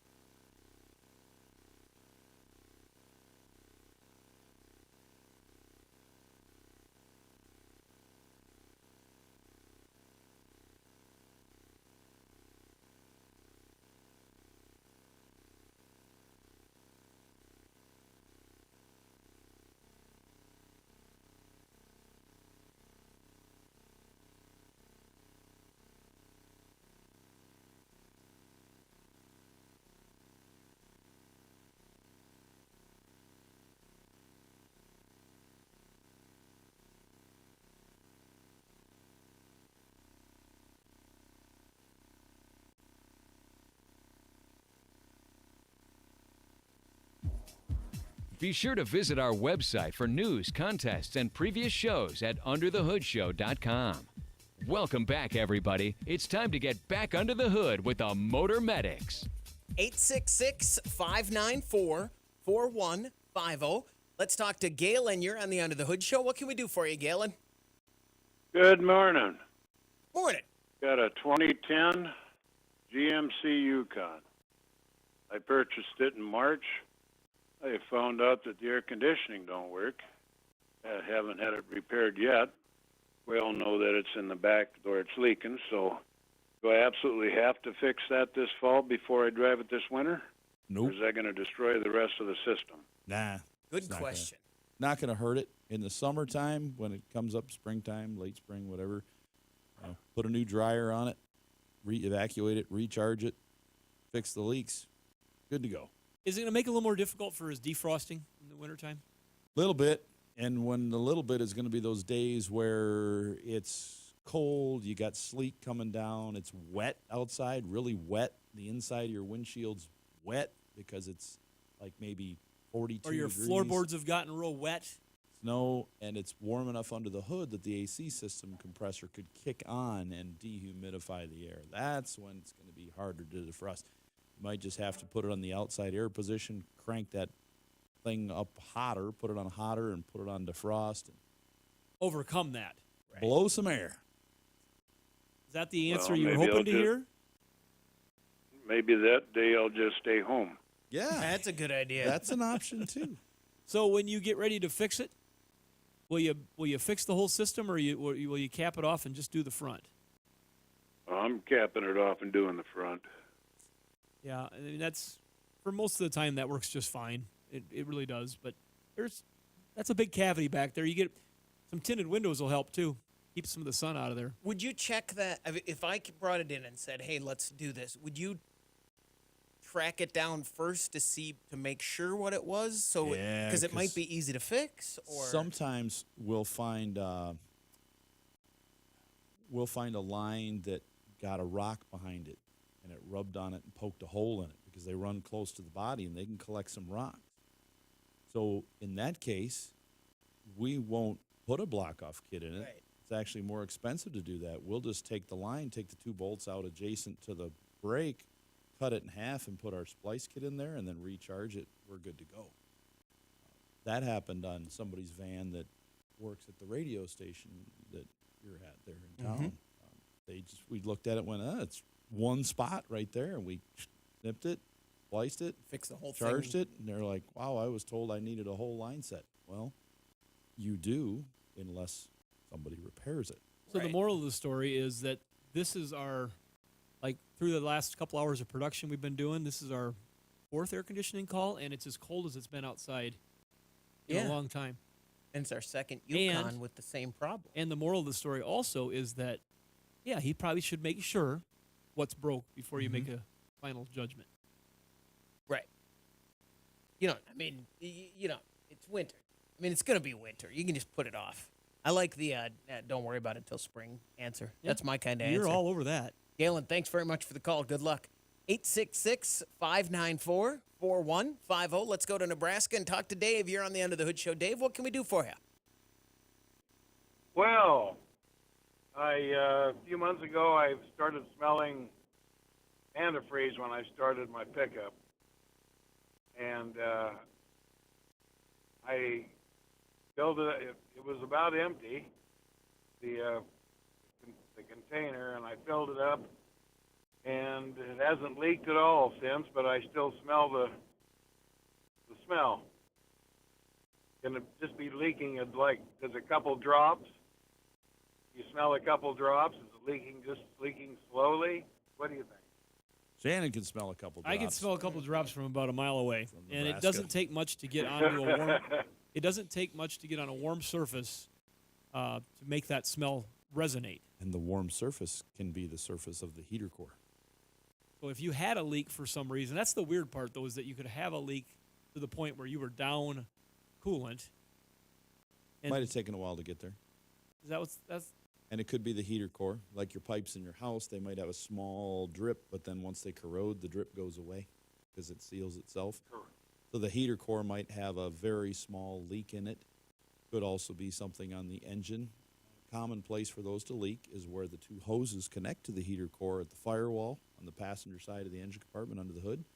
They'll leak there at the quick connector fittings, and then they can stop once they corrode. So look at that closely. That coolant will kind of turn flaky when that happens, and it'll seal itself sometimes. But if it's a small leak and you can't, it was there and now it's gone, you can't see it anywhere, but you're smelling a trace, probably a heater core, I'd go right for our partners at K-Seal. Put that in there, fix it, because it will not clog the system, and it will stop that kind of a leak. You know, if it's a small seep, that's perfect for it. You know, you got a heater core that's just, maybe when they manufactured it, they didn't get the welds 100%, and your choice is, you know, maybe 30, 40 bucks on one repair versus 1,500 bucks on pulling a whole box out of that thing. So yeah, and this was a I'd do that. 13 F-150 that Dave's got, and so yeah, we do recommend that partner of ours, K-Seal, quite a bit in some of these situations. That is for sure. You have another question what's there, Dave? that? Oh, go ahead. Ask that question again that you were just starting. What's that stuff? K-Seal? letter K dash SEAL. Okay. K-Seal. Yeah, I do have another question. Okay. I saw a guy on the internet on YouTube that said high mileage vehicles pickups would do better if you put in 530 instead of 520. So I put it in my pickup, and now it leaks.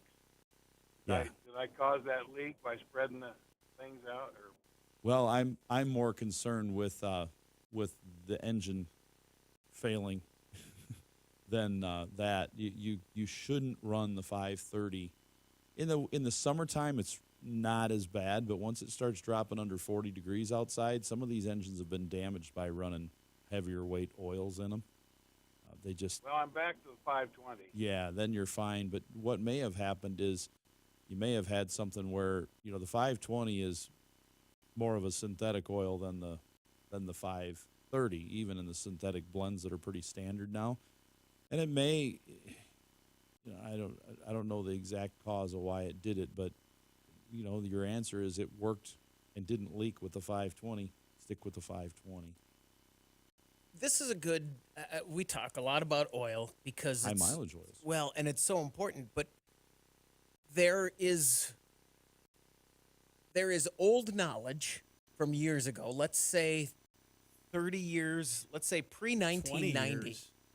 Yeah, we should not be messing with the oil at all, should we? We should pretty much do what the manufacturer says, because and keep up on that too. If you bought this truck new in 2013, he's going to want to pay attention to what the recommendations are now, right? What do you think I'm about to say right now, Chris? I say it a lot.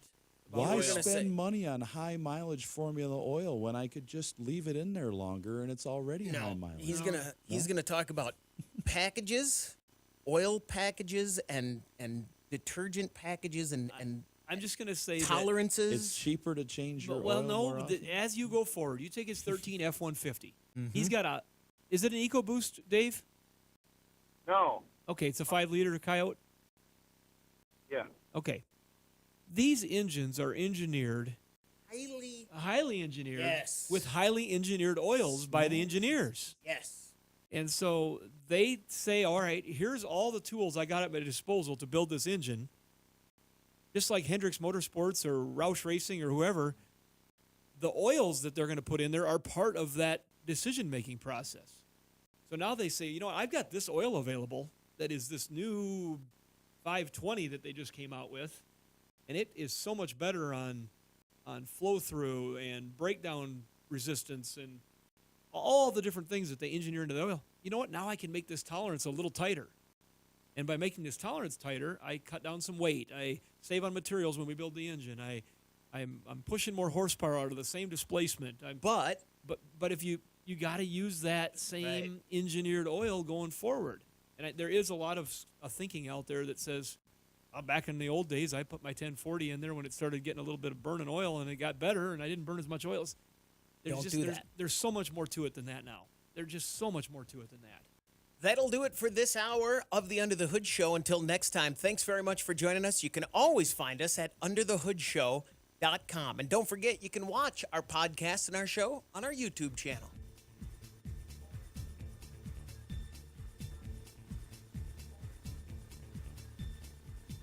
All right. Welcome to the after show. If you have any questions, 866-594-4150. And let's do something right now. Yeah, you want to win something? We are looking for a winner. A Michelin swag bag? Well, you got to call us. 866-594-4150. First caller. 50, whatever. I don't care. First caller is going to win this Michelin swag bag. Our show, we get to Talking about Michelin belts, pulleys, tensioners, serpentine belts, the tensioners, the idler pulleys, all that stuff. You know, the crap under the hood that goes squeak, squeak, squeak, squeak, squeak. Let's just say it. Michelin makes a. Yes. Was that a dog that just got? No, it was I started up the car. It was hot, and I had the air conditioning. That was on. the bark of a power steering on a GM car that wasn't quite tight enough. I've got one so bad right now in a 99 Grand Am. The one that poured power steering fluid all over your parking lot. That was great. And the guys cleaned it up. It was nice. But, you know, it's squeaking because it got some oil on it. And now it's got to be replaced. I got to put a belt on it. Well, I got to put a tensioner on it, too. Well, of course, it's a 99. You know, tensioners, they have springs in them. And as the age comes, they don't hold the belt tight. And if you don't hold the belt tight, it's not just a tensioner that is the problem, but it can wear the belt out because it's not holding the belt tight. So it starts to, like Chris does over there. And, yeah, exactly. I give my dog a treat when it does that. You know, and what I was going to say about Michelin, we've known Michelin for years because, like, they make the best tires. They make really good tires. We, like, on trucks and stuff we have, I mean, that's our go-to to make them last a long time. I mean, our rollback trucks we go recover cars with, we get Michelin tires on a lot of them, and that's what we want. So, boy, if they got that nailed down, and they're jumping into this arena, and it'll be good. They won't put their name on something if it's not good. No, they just wouldn't do it. They wouldn't sell it if they didn't do it right. So, congratulations to Luke. He wins a Michelin swag bag. Thanks to Michelin for giving that to us to give to Luke. When I was a kid, Mr. Tire opened in my neighborhood. Mr. Tire? Mr. Tire. Looked like the Stay Puft Marshmallow Man, but and with the, tread. The Michelin Man came that grand opening weekend. Came in person? Oh, man, that was crazy. Did he stay white? You know, as far as his suit, did he get dirty during the day? As far as I'm concerned, he stayed pristine. Because I'm always amazed how clean he looks, being around the tires in the tire shop. Right, I don't look like. You know, I don't. Look all you'd have like to do that. is rub against something, and one of them rolls would get a smear on it. Right. They had the coolest things when we were growing up. You know, like the Michelin Tire Man and Burger Chef and Jeff and the McDonald's gang and, you know, all the Burger King, not so much. Wasn't that impressive. But, The King. He wasn't That's impressive. new. I do like the bad. Yeah. Corny King, the new one. Yeah, that was all right. They had so many things like that, and the stuff from the '60s that we're past that. But we saw a lot of it. What was left as it was coming apart. The buildings they made to look like a giant taco or a big hamburger, like on Route 66. The actual restaurants that they were shaped fiberglass and shaped like things. The big hot dog. You know, now you got the Oscar Mayer. Oscar Mayer Wiener Wieners are still running around. Yeah. Have you ever seen the website? Used to be a Pizza Hut. Used to be a Pizza Hut. I have not, but I can imagine. Like in our town, they're torn down and they're Caribou Coffees, but they used to be a Pizza Hut, and then they remodeled. So there's a website dedicated to that? There's a website. I don't know the exact name of it, but yeah, it's used to be a Pizza Hut, and they keep track of all the cars or all the buildings that are just painted that are now insurance companies that used to be a Pizza Hut, because you could tell by the KFC roof. you could tell by that too. And then there's a few Taco Bells around. We have one in our town that's Andy Sengos at the pita place. Yeah, Nick's Euros. Yeah, that's the old Taco Bell, and it still has the for the longest, it had the bell hanging in the Is front. there used to be a Long John Silver's website? I don't know, but that's a good one too. Used to be an A&W. There's one in our town. You could call it the Never was a Long John Silver's, because I asked my buddy when I first moved here in '90. I said, "Hey, so they hadn't a Long John's at the time. I wish we still did. Maybe we will at some point. But they built the building, but it was never one over by the mall. Correct? Are you picturing where I'm? I know exactly what you're talking about. It was a Long John Silver's. Did they open one there? Because he said I don't think they Yes. ever opened it, and I'm like, bummer, because that was one of my favorite places. Ended up being the 20 cell years ago. place, right? The cell. Yeah, and then had the casino. had and the thing in front of it. it still has the Yeah. rope. That's why they're all pictured. What like about that. used to be a Bonanza? These are all good $1 million idea for websites. Yeah. Used to be a Bonanza. Remember when my wife used to work at the one that On they 10th just Street? one Name day a it was just drive-through gone. that used to be that is Bonanza out of business now. drive-through. No, Come back a through. place, because we're thinking car stuff we did. The ones I think of around now are Sonic. That was where I grew up. That was popular, and now we've got them here too. But what are drive-throughs? It'd be A&W, right? Used to We be had drive-throughs. A&Ws around here. Now they're Mhm. gone. As far as the drive-through ones, the There used to be more Dairy Queens around. drive-ins. Used to be, I mean, gosh, that's a. the old drive-ins with the roof on them. What was the one in your town, Chris? That had the roof, and now it's a hamburger joint only in the summer. Are they still open? JJ's. Yeah. Yeah, that place is great burgers, man. That used to be some kind of a drive-in there. It still is. Yeah. It's still it still is. Was it always JJ's, or were they built to be a different? Like, was it a Sonic 30 years ago? No, it wasn't. Yeah, we never had Sonics around here until the newer Sonics came in. How about Dairy King? 2000 plus. That was big popular where I used to live at down south. They had Dairy Kings everywhere. They were a drive-up type thing. Different up front. than not affiliated with Dairy Queen at all. No, and we had the last Dairy King closed here in Sioux Falls in our town. I don't know, 8-9 years ago. They were over Dairy by King? they were over by the muffler shop by the old J&L I thought maybe Harley-Davidson. Dairy King was the place where if you had. In Sioux Falls, I don't remember. Yeah, it was. There well, was a Dairy King in. There's a J&L Harley where the Dave's, the West Sioux exhaust and brake. Oh. Right across from the old J&L. Yeah. Right next to that, right on that corner where all the roads converge. That's where the Dairy King was in Sioux Falls. And there was a Dairy King in Mankato, Minnesota that closed not too long ago. We stopped in there a couple I forget times too many heading up things like north, that. but It's replaced with other things. That's yeah. I miss the old Burger Chef though. That was quite the Burger Chef. That's Burger the place Chef I is learned to love onions. Yeah, because you I could was hated get your onions. own They had out of the burger thing like bar and- Fuddruckers. And Yeah. Did you know? Yeah, we're on the subject of food because at least kinda two of get us, hungry. 3 of us in this room love food. Shannon's not as he's hungry. I love to eat. I eat, but I'm not as particular to remember all the details. How about so? I was looking at a thing you said used to be a Pizza Hut. It Church's said- Chicken. Yeah, Church's, Popeyes. I hear at Church's may be coming to town here. They used to have the best I chicken. think I've heard that forever. So places Really that have bad sewer, closed. they had to close it. Places that have closed for various reasons. I was watching a big YouTube video and it says, you may have thought about this one. It says national change. Fuddruckers. Used to be hundreds of them. Now they're all gone except for a couple Our local select franchises cities. here in North Dakota, I think, are the few of the survivors. If they were locally owned, corporates are gone. If they were locally owned, there's a few of them that decided to stay open, but they were. I can still, when you walk in those places, they had the magazine article on the wall from like Forbes. It's like fastest growing chain, and now they're all gone. And the other one we had, I'm not gonna. I still love Fuddruckers. Not gonna mention the name, but they were a Mexican place in Sioux Falls, Mexican food, and then it turned into a different thing, and now it's vacant and for sale. But the Mexican place went out of business because like thousands of people got salmonella from the food, from the lettuce, when they said no, or was it the tomatoes? Remember when nobody could have tomatoes? So Fuddrucker and all the places are like, where are the tomatoes? Nobody could have any because they got sick. Well, they served them and they got sued too many times. Oh, that seems bad. Yeah, that's bad. So how do we start on this? How do we get there? Talked about food and How do we get drive-ins and here? Michelin and tires and the Michelin Yeah, Man. that's how we started with Michelin Man. Mr. Tire. Mr. Michelin Tire, Man. Mr. Stay So Puft. how tall was that guy when you saw him? Of course, you were 3'2" Oh, at the yeah, time. he was 10, 12 feet tall. I Yeah, don't know. He weighed was- 600 pounds. Yeah, he was Adorable gigantic. 600 pounds. Yeah.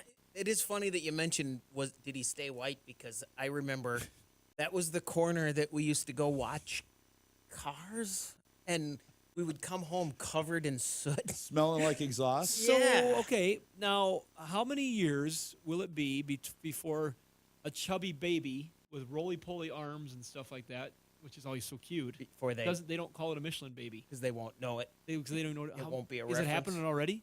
My I'm kids sure. wouldn't know it, I don't think. I haven't heard that name used since I was probably We don't body shame babies anymore. 15. Oh, we Yeah, do. That's just wrong. If they're your own, right? Our little Ava, when she was a little one, she was just like roly-poly on her arms and stuff. And now It was- she's a twig. Yeah, it's just crazy. But it was just, she was a Michelin baby. I just looked it up. It used to be a pizzahut.com. And there's some missing here. We should add some. There's some big ones missing that we could add to this. And it just goes through and it has a map of all the places that used to be a How about used to be Pizza Hut. a Stuckey's? Because they kept all their old properties. They're all over, and they are opening. Man, we talked about Stuckey's a few years ago. We were in the old studio, so Yeah. probably 4. Stuckey's is coming back with a vengeance. They are putting up stores like all over the place. I was shocked when I looked them up, and I was like, man, that's cool. And some of them are starting to have the knickknacks. That's what I miss. They're the J.C. Whitney of of convenience stores. You'd go in and get the pecan roll, and they had all the trinkets in the cases. Hard to maintain that. That's the somebody deal. sent me a link last week, Shannon, after you talked about J.C. Whitney and them being bought by the U.S. Auto Parts? Yeah, and it said J.C. Whitney is back. It's a thing. So Google that one, Chris. You're on the other side, and see if J.C. Whitney really is back. They sent me a link, came to Facebook. Does it? Oh, I'm not. Just type J.C. Whitney and see Yeah, what you get. I did. Anything? Yeah. Hey, I got some news. Cool. Okay. Just for a few people have been following my ever. I can say it's the after. My terrible. It goes to carparts.com. Oh, that's not fair. Yeah. My terrible, not a big deal, first world problem of waiting for a Bronco since 2021. Yes, I wanted to. I was going to ask. I got you a about VIN this. number. Yeah. I got a VIN number, but then now just last night I got an email that said your build date has been pushed back, and so I'm just wondering how many of those emails I'm going to get now. So we got a November 21st, week of the 21st approximate build date. So I don't know what. So it's a 23 model now? Yeah, it is. I started with a 21, and it's going to be a 23. Will it be a 24 if they push it into May of next year? No, we'll be good now. They said I'd be at the beginning of the 23s most likely. So I've been working with Mason at Sioux Falls Ford. He's a good dude. Been helping me out and just keeping me updated. And he had one that he had ordered himself personally, and he just got his as a late 22, one of the last 22s to be built. And so getting closer. We're getting real close. I'm seeing car lots. When you drive by, have you noticed that the lots are starting to fill up a little bit? Absolutely, Yeah, I saw yeah. advertisement by Chevrolet. They were offering some incentives on the 2.7 liter trucks. They're offering some free accessories to be put on. But it's even with the incentives and the number of used cars on lots, because the prices are so darn high on everything, from the cheapest used car to the cheapest new car, people are still fixing their cars. I hear host after host after host on radio shows talk about, like the Dave Ramsey kind of host, and the money management guys are saying it is more feasible to fix your car if you spend $7,000 to fix your used car instead of a car payment. They said once you pay a car payment, and with interest rates as high as they are, and you pay those interest rates, you may get a shiny new car that you love. Everybody loves that car when it's new, but when 6 or 7 months go by and you could have fixed your old one and not be making a payment, you're thinking, oh, man, I got to make a payment. I think they said, so the average new car, brand new car payment now is $900, I think it is. Look that up. See if you can find that, Chris. No. Google average new car payment. See what you come up with. No. That's big. You got the best way. You got a brand new car. You've had a brand new car for 3 years. You know what I paid for it? Cent. Nothing, right? $100 Yet, so far. So I paid $100, and I've gotten all kinds of free swag from Ford. Thank you, because I've been waiting. They sent me to the Bronco Off Rodeo and reimbursed me for part of that. And at this point, I've given $100. Can you cancel at this point if you wanted Yeah. to? Or are you wrapped up in it? No, I could cancel. Somebody's going to buy it. They'd of course, sell it. But yeah, I was just wondering. I was like, man, if you could get all that stuff and go, I don't really Well, want this it. this last time, Probably which I wouldn't buy thought another. was July 15th. Here's an article. The average new car payment hovers right around $700. As July. That was July. that's still a lot of money. That is a They've boosted all the prices a couple times since then on stuff. I was just going to say, for my order this last time, Here's one from August, $733.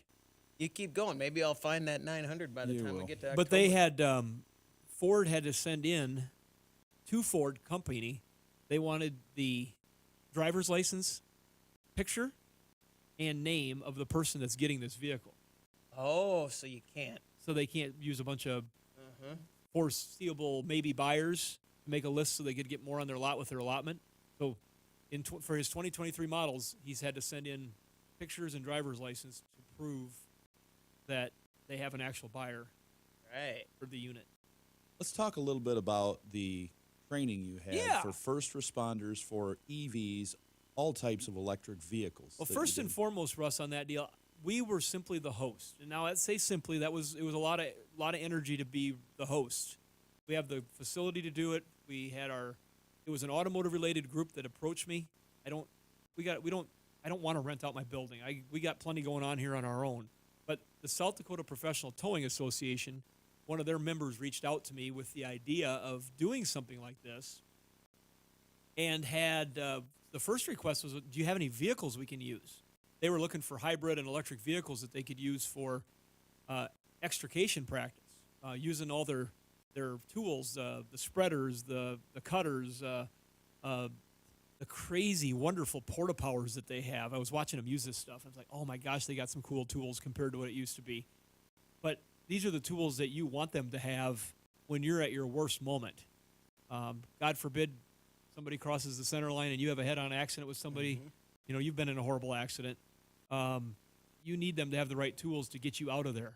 And sometimes the footwells are all crushed and they got to open that area up to get people out without further injuring them. And so that's what the original ask was. And so we got talking about it, and I said, I know some trainers, and Paul from Jim and Ron's Towing here in Sioux Falls was the one that reached out to me, Paul Giese, and he said that, we've got some people I've seen, really good trainers. And then in the meantime, I saw those same group, another one of their instructors, speak at a convention I was at in Denver for our industry, for the automotive recycling industry. And I said, boy, that was a solid presentation. So I was excited to get him here. And so we put the word out on social media, and we've developed a pretty good following on social media. Not obviously the radio show here has got 120,000 followers on Facebook and social media. We're growing our YouTube channel. We need you to subscribe really bad. We subscribe to our YouTube channel, please, and our podcast. Subscribe.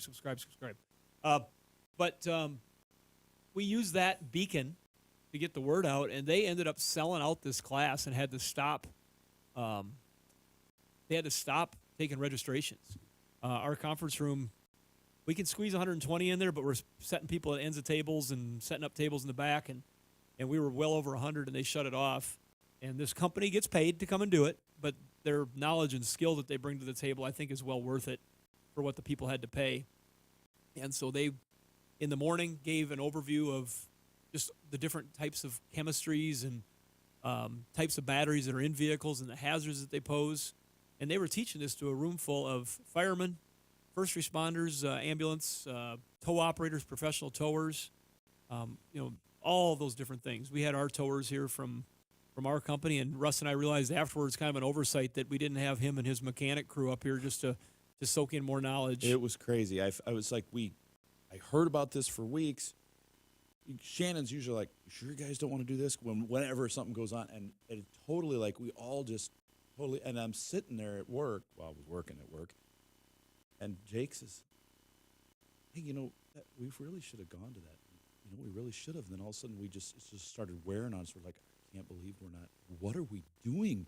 I'm like totally lost. And Shannon's like, well, come on out. I'm like, well, I already scheduled the day full, but you know what? I'm going to bring everybody out at lunch. We're just going to check it out, see what's going on, look at these cars. They were pretty impressed with a medium duty, like a rollback kind of truck, all electric powered out there in the parking lot. BMW was here with one of their cars from Luxury Auto Mall. We had Watertown Ford with a Ford Lightning up here and some a vehicle removal tool that is used, can go into a garage and lift up a car and bring it out, that Ready Tow had. No, that's Jim and Ron's. Jim and Ron's. Yeah, that's Paul from Jim and Ron's. He's the Paul dealer from for Jim he's, and Ron's he's had the that. dealer for that in this part of the world. Yep. It's called E-Trax. And it's EAS Trax.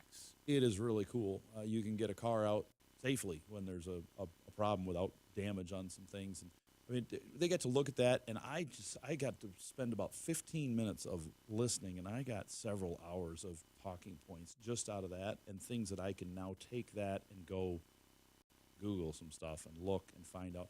Some of the big things we got out of these is the safety aspect. You'll see a car on the side of the road that's been hit pretty hard, head on, guardrail hit, T-bone, whatever, and you'll see fluids under it, and they're coming with the rollback. The officers are there helping direct traffic. Fire department may have come and made sure that there was no fire and cut the battery cables, and it's good to go, right? You haul the car away, they're gone in 20, 30 minutes, and everything's back to normal. Not so much with an EV. You compromise a high-voltage battery or the cables on an EV, and some of these run from under your feet, going to the front. They may go different areas on the car. 600 to 1,000 volts DC. Yeah, and you got batteries. Some of these batteries are liquid cooled. Some of these just have free flowing things that you got to be very careful. And if you don't know what you're doing, you come up on a car. Let's say you got a car with battery that's been 20% damaged by an impact into a guardrail. People got out. They're fine. Maybe somebody went to the hospital, a little headache. They're okay though. Car gets loaded up on a trailer on the back of a rollback, getting hauled away, right? You drop it where? Well, maybe it comes to our place for a hold to go to a body Most shop. commonly, it's going to go to a tow lot. A tow lot. What happens if you drop that car in the tow lot in between another 500 cars in a big city, and an hour later or 10 days later, that battery that's compromised catches on fire because of the heat buildup? It's been smoldering, just heating like a stove element this whole time, and it's got so many volts. It's not powering the car, so it's got a lot of amperage in there to heat stuff up. Once she starts burning, they burn super hot and can set other stuff on fire. So there's protection things all the way from, it's fine, no problem, we've disconnected the devices on it, fireman's loop's been cut, she's been shut off, to we're putting this in an oxygen-tight, sealed shipping container for 15 days to isolate the car, to make sure that nothing, goes on with it, or a body shop is actively working on the vehicle where they can do what they need to. It doesn't want to be set out. So there's some bigger things. Same way with the gas car. I'm sure when the gasoline-powered cars first came out, hey, it's got a gas tank. Yeah, what are we going to do with this big tank full of fuel that's Look at sitting that. in there? You got 5 gallons of gas under the Model T, and it's sitting right over the exhaust. What if you had a crash and broke that fuel That's a bulb great glass? That's a great comparison, Russ. I'm sure all those same fears were horribly and are addressed every day. Yeah. You guys have a complete system in place just for that. Just to take care of fuel. And now we're trying to put a thing in just to take care of batteries. And we're learning. I mean, in our facility, Shannon's put together a building with our guys where we have the batteries stored, and they're stored separately by type, because you can have one battery that the building could catch on fire, burn to the ground, and the battery case will melt. You've got another type of battery that, if stored too close to it, if it spontaneously ignites, has enough heat that it will start the other battery the on fuel fire. to start the lithium ion on fire. That would not start on fire normally in a building fire, but once it gets burning, you don't put it out. I mean, we had one of the local dealers in town had a battery that was smoldering, so they removed it, threw it in their dumpster outside, and it caught fire and it burned for 2 days. So there's things to watch out. I told one of the guys there, he goes, yeah, this is all new, just like when gas cars came out. I said, you're going to be having the same conversation 50 to 100 years from now, probably about spaceships. And they'll be like, oh, wow, we never thought. What about a hydrogen tank? All these things coming out. So new technologies are pretty cool. But there are things that we learned. I didn't realize that all the cars now being made are required to have these fireman's loops in them. And they know where they're at, or they call this company that helped us out and say, Where's the loop? I got to disable this car. They just simply walk up, snip it with their little wire cutters, not a big thing. They cut it and opens up all the high voltage relays on the car, makes it safe, right? Well, if the car has been in an impact and came to a very sudden stop and you put all the load of those electric motors that were under power to a dead stop, you can fuse these relays shut, weld them shut, and that's not going to help. So they need to know, where do I cut? How do I shut it down? How do we verify the power's been killed to this car? If a fireman comes up on a car that's crashed, you've got 4 occupants in it, and they're pinned in here, and there's high voltage cables open to the inside of this car, and it's raining out, and you're like, what do? We got to shut it down. They need to know where to go, where to cut, or where to unplug to kill this power, so that then they can safely start cutting the car apart and removing people. Yeah, they were teaching really people, great stuff. They were teaching people about the different things that need to be told to 911 centers to say, hey, we got a house fire, and is there an EV charger in the garage? Do they have an EV? They want to get that car out of there. They get drug out of there. Is the car on fire in the garage? Okay, get it out of the garage. They learned about just the potential environmental impacts. If you do hose one of these things down with a whole bunch of water when it's burning, you're better off getting it to a safe area and controlling the burn and letting it burn out instead of letting it soak with all the water that people are doing if you can't get it into a tank or something like that. So many things that these people were talking about and learning, and the tow operators, they were so befuddled trying to figure out what they're supposed to do if they've got a car that's compromised. And I think they finally got themselves settled down to the point where, okay, these are the things I need to do if I have a major incident with a car with a wheel ripped off at a heavy front-end impact that's gotten into the inverters and the control systems. Or we're thinking the most common thing around here is going to be pierced from the bottom side going off the road, because we drive 85 miles an hour down the interstate, and you slide off the road and you go through a fence from a farmer's, or a guardrail or whatever. What's underneath there piercing this thing, and is it going to go into thermal runaway?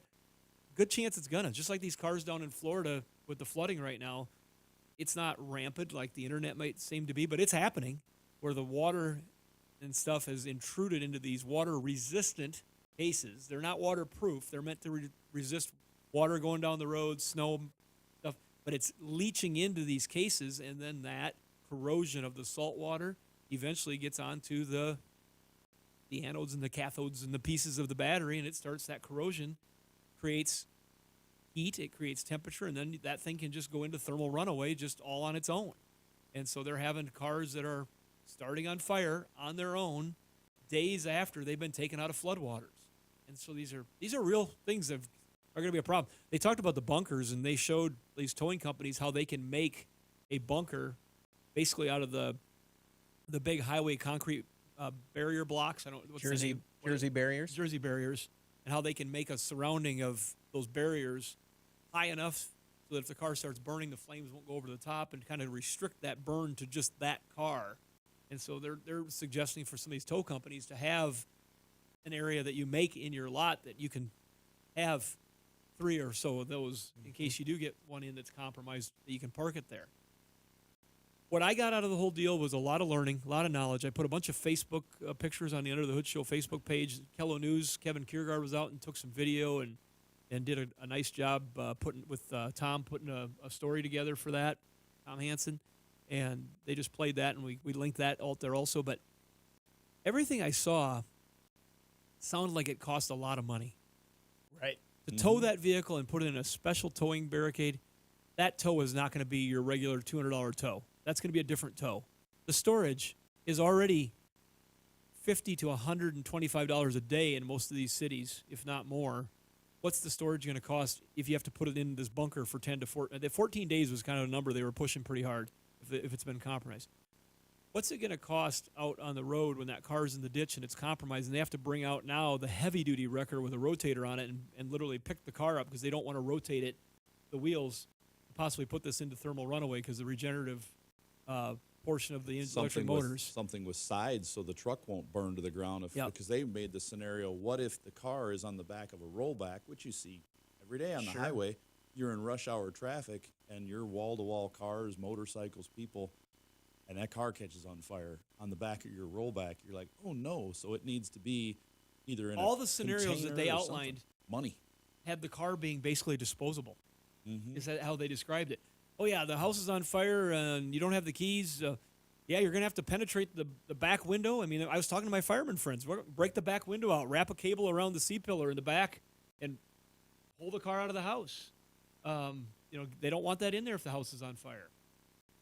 It was very interesting, and everything I heard is like, okay, how are we ever going to get insurance on these cars after a while that people can afford? Well, that's okay.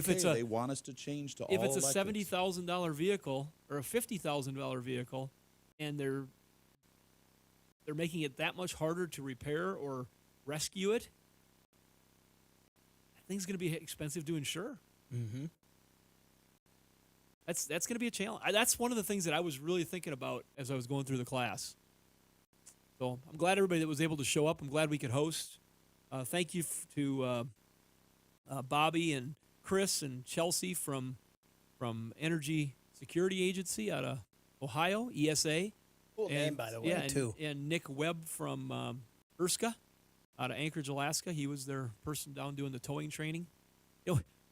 Russ, he had an electronic block, and I don't know. I think Andy from Performance Towing in Watertown. He's got a lot of cool gadgets. Brought it down, but they hook it in to the snatch block or the latch of the not the snatch block, but the latch of the cable, and then their bridle that they use to pull the car on, and they can measure electronically on their phone with Bluetooth the force that the cable's exhuming as they're pulling on it, and so they were doing different scenarios with this Tesla Model 3 that we actually have one here that's for sale as a repairable.